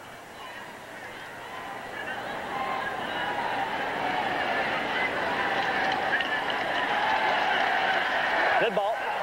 False start. Offense. 5-yard penalty. Remains second down. And tonight, NBC celebrates the start of the new millennium with a special Saturday movie presentation. Steven Spielberg's mega hit Jurassic Park. That's Jurassic Park in prime time tonight at 8 Eastern here on NBC.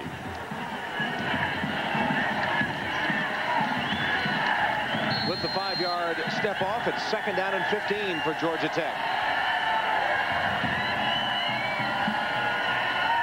Joe Hamilton across the middle. Should have been picked off through the hands of Nate Webster. Looking again for Des White. Webster looked to be so astonished that the ball was coming his way, he just couldn't handle it. Yeah, you watch Joe White drop back. Joe Hamilton, he got his name mixed up. He's looking for Des White. Those guys had been linked together, so White and Hamilton. At that time, Webster right in the middle of that pass route. It's 3rd down and 15. The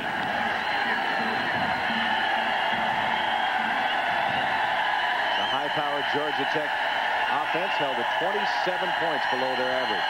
Low snap. Hamilton picks it up. Rears back and heaves it for White downfield, and it will be incomplete.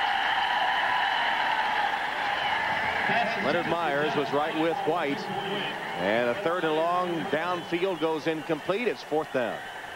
And we talked about the desperation mode, and that's what has happened to Joe Hamilton. He's trying to hit Des White, but in the middle of the field, he had Kelly Campbell wide open. He has a chance on the deep ball here, but Des White just can't make the adjustment. Thrown over the wrong shoulder and thrown short. Dan Dyke in punt formation. Moss at the 10. Trying to work his way free, but can't wiggle loose. Taken down at the 15-yard line by Kelvin Hughley. Well, time running out on Joe Hamilton, hoping to engineer another Tech comeback as he has so many times. Just 7:29 remaining in the Gator Bowl. All right, thank you, Dan. And Miami bidding for a 4th straight bowl game victory, leading Georgia Tech 28-13, which would deny the Engineers their 2nd consecutive Gator Bowl triumph. They beat Notre Dame here last year. Play action fake. Dorsey at quarterback and has Bubba Franks. Bubba still on his feet, almost to midfield. They didn't forget about Bubba that time, and Dorsey too, the freshman quarterback, the last couple of series has been able to find his groove. Very nice call by the offensive coordinator, Larry Coker. Because you're thinking, okay, we need to run the clock out. Georgia Tech is thinking that. But what do? You open it up with play action pass. You get Bubba Franks coming across. And Bubba does a nice job in staying in bounds. You know, he's actually looking for somebody to run over. He wants highlight film material.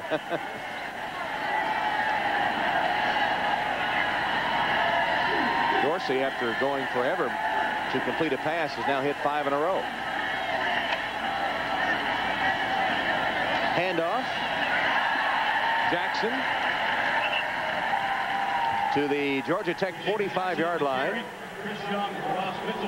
Chris Young and Ross Mitchell combining for the hit. And the clock ticks down to 6:45 and counting. And you would think Miami would try to play a little ball control now in Georgia Tech territory and leading 28-13.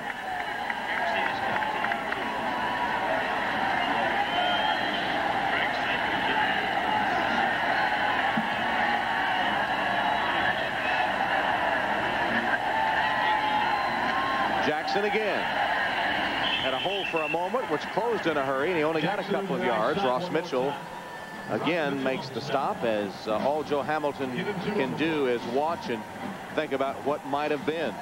And the toughest thing, we talked about how great his career has been. He's responsible for 59 individual or school records at Georgia Tech, numerous records in the ACC, and you have a last ball game like this, and that's what really sticks with you. It takes a while before you can remember some of the good times. The man who literally put Alvin, South Carolina on the map. The state changed the maps to put that town of 500, home of Joe Hamilton, on it the next time one is issued. As the run by Jackson loses a yard. Ricardo Wimbush with a good play for the Tech defense. It'll be 4th down.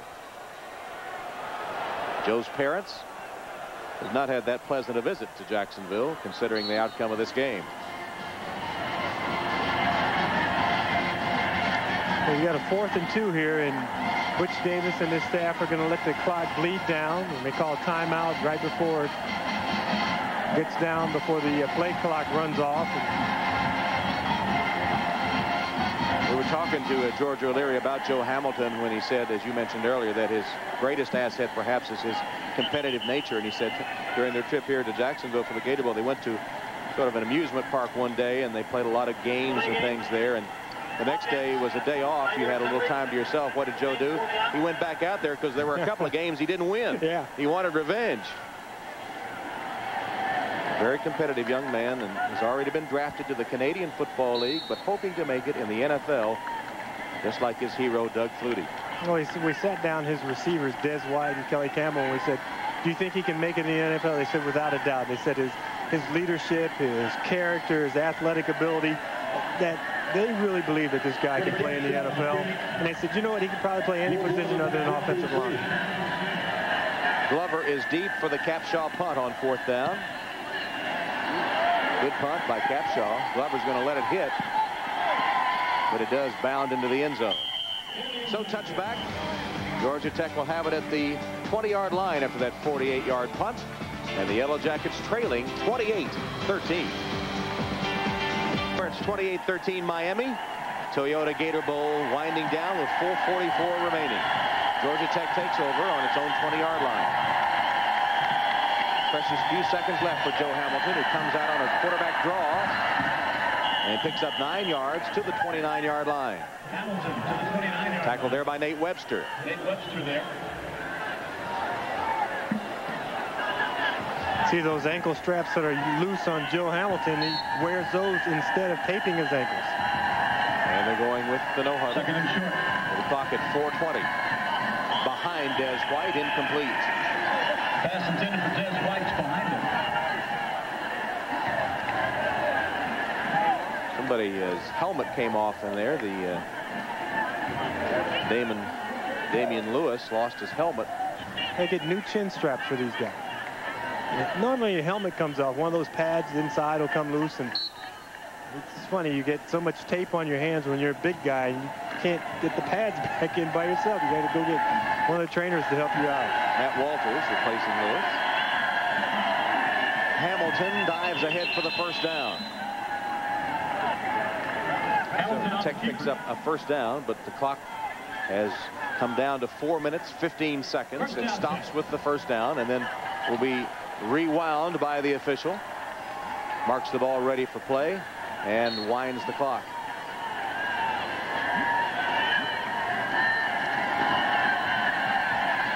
Hamilton's pass on target.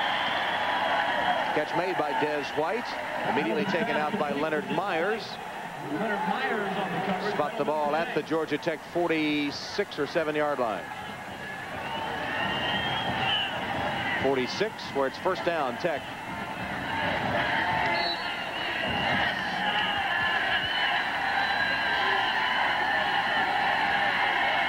Hamilton with a complete.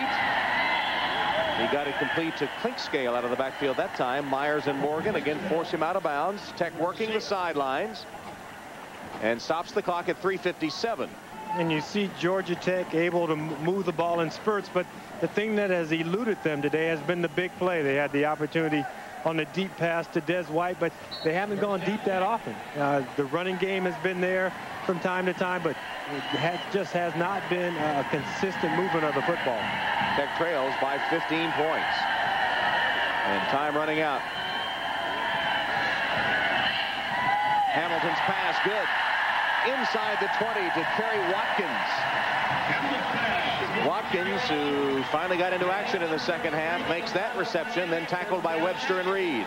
And nice job by Joe Hamilton holding that ball as long as possible until the last minute and getting it in, dropping it over. Watkins, who wasn't available for the first half, makes a nice reception there.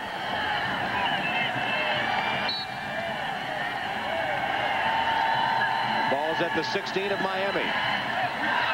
Hamilton's pass fumbled away, incomplete by Russell Matvey, the tight end. Second time we've seen that play happen to the tight ends. The last time it was Andrew Sisson.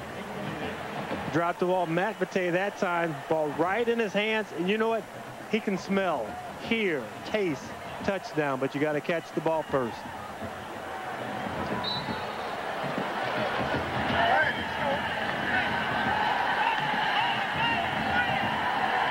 Second and 10 from the 16 of Miami. 3:44 on the clock.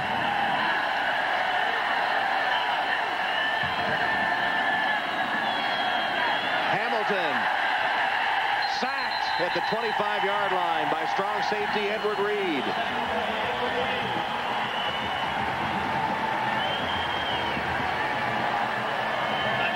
Loss of 6 on the play. Timeout, Georgia Tech. this sack by Reed. Georgia Tech will call a timeout with a big loss on the play. Tough thing there. Matt Vite got beat for the sack, and he dropped the pass, and George O'Leary is not happy on the sidelines. Back after a word from your local station. We're back at the Toyota Gator Bowl, where with 3:31 left, Georgia Tech faces a 4th down and 16. While we're away, a play was run, an incomplete 3rd down pass. So it's 4th and 16 for Tech. One last gasp for the Yellow Jackets. Hamilton steps up for the end zone. Intercepted. Intercepted by Leonard Myers.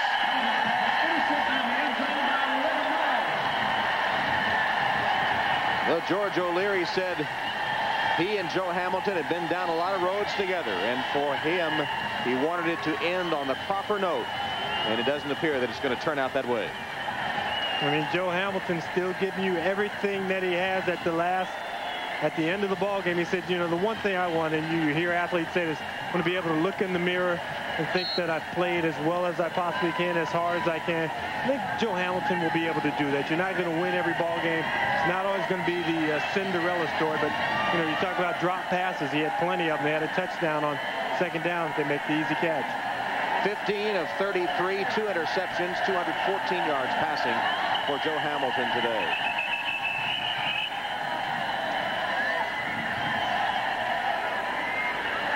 And play a stop to reset the play clock.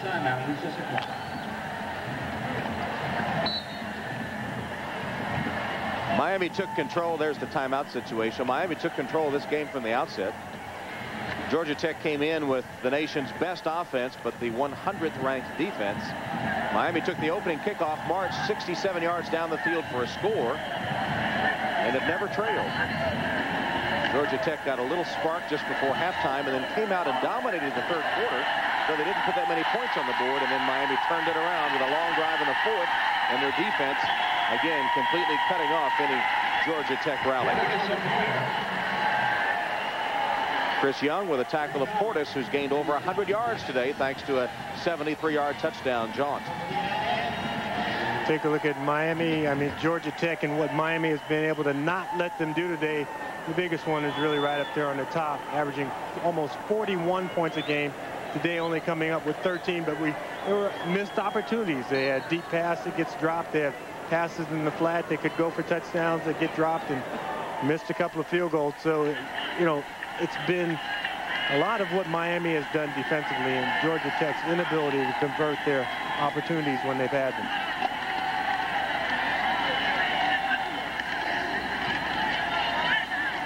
James Jackson had a big game for Miami. On that opening touchdown drive, he racked up 50 yards rushing and scored the touchdown. And Miami content to work on the clock as Tech's hopes fade away. And if this game ends without Joe Hamilton throwing a touchdown pass, it'll be the first time this season that he's been blanked. Not the way he or his coach had hoped that Hamilton would close his college career.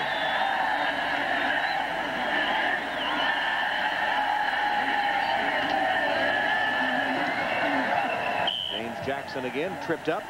And don't forget, when the Toyota Gator Bowl comes to a close, we'll be sending you to live golf coverage, the Williams World Challenge out in Scottsdale, Arizona. That's live golf, the Williams World Challenge, coming up right at the end of this Toyota Gator Bowl. And the clock shows a minute 48 and counting, with Miami in control.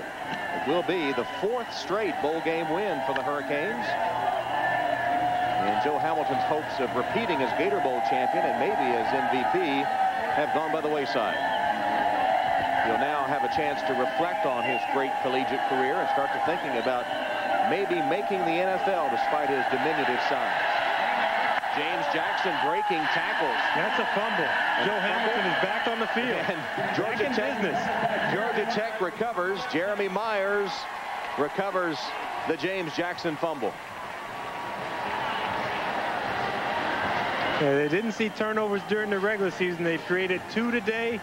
Now, this may be a little too late with 1 minute and 19 seconds, but you talk about the legend of Joe Hamilton. How much would it grow if he was able to pull this off? And I think there was another short quarterback who had a miracle finish against the Miami team once upon a time.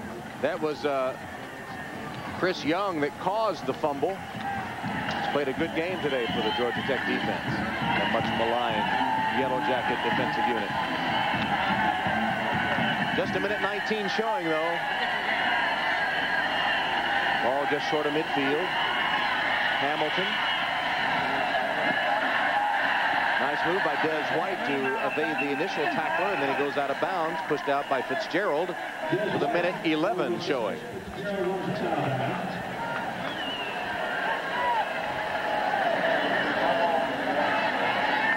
Got to be able to work the middle of the field in this situation. Got a very deep zone. They even have a guy hanging in the deep middle, but you still can't be afraid to come in there. See Greg Schiano, the defensive coordinator, kicking his leg. He's just sending in signals, and they do all kind of gyrations to get those signals in.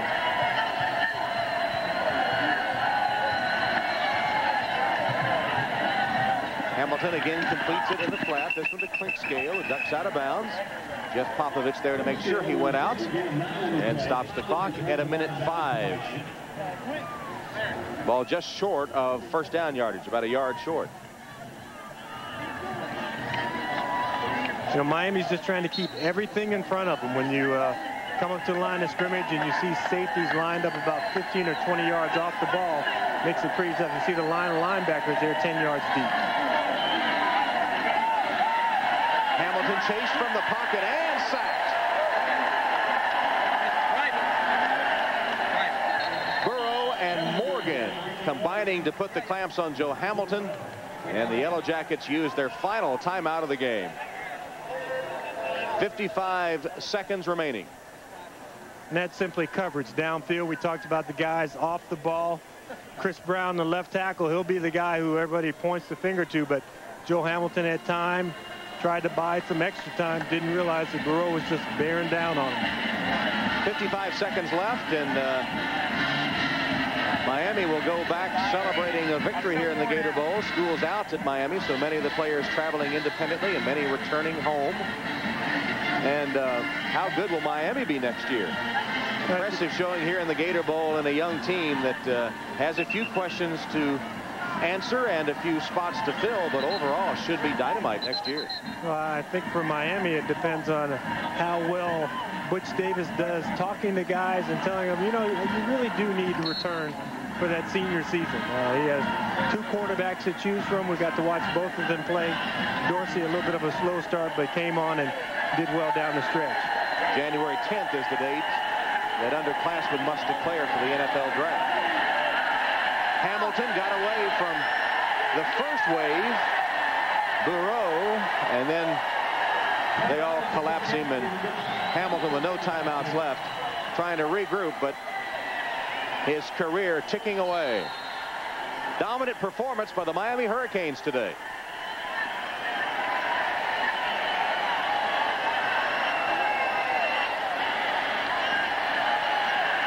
Hamilton winds up and delivers. Out of bounds. I think the guys forgot it was 4th down there.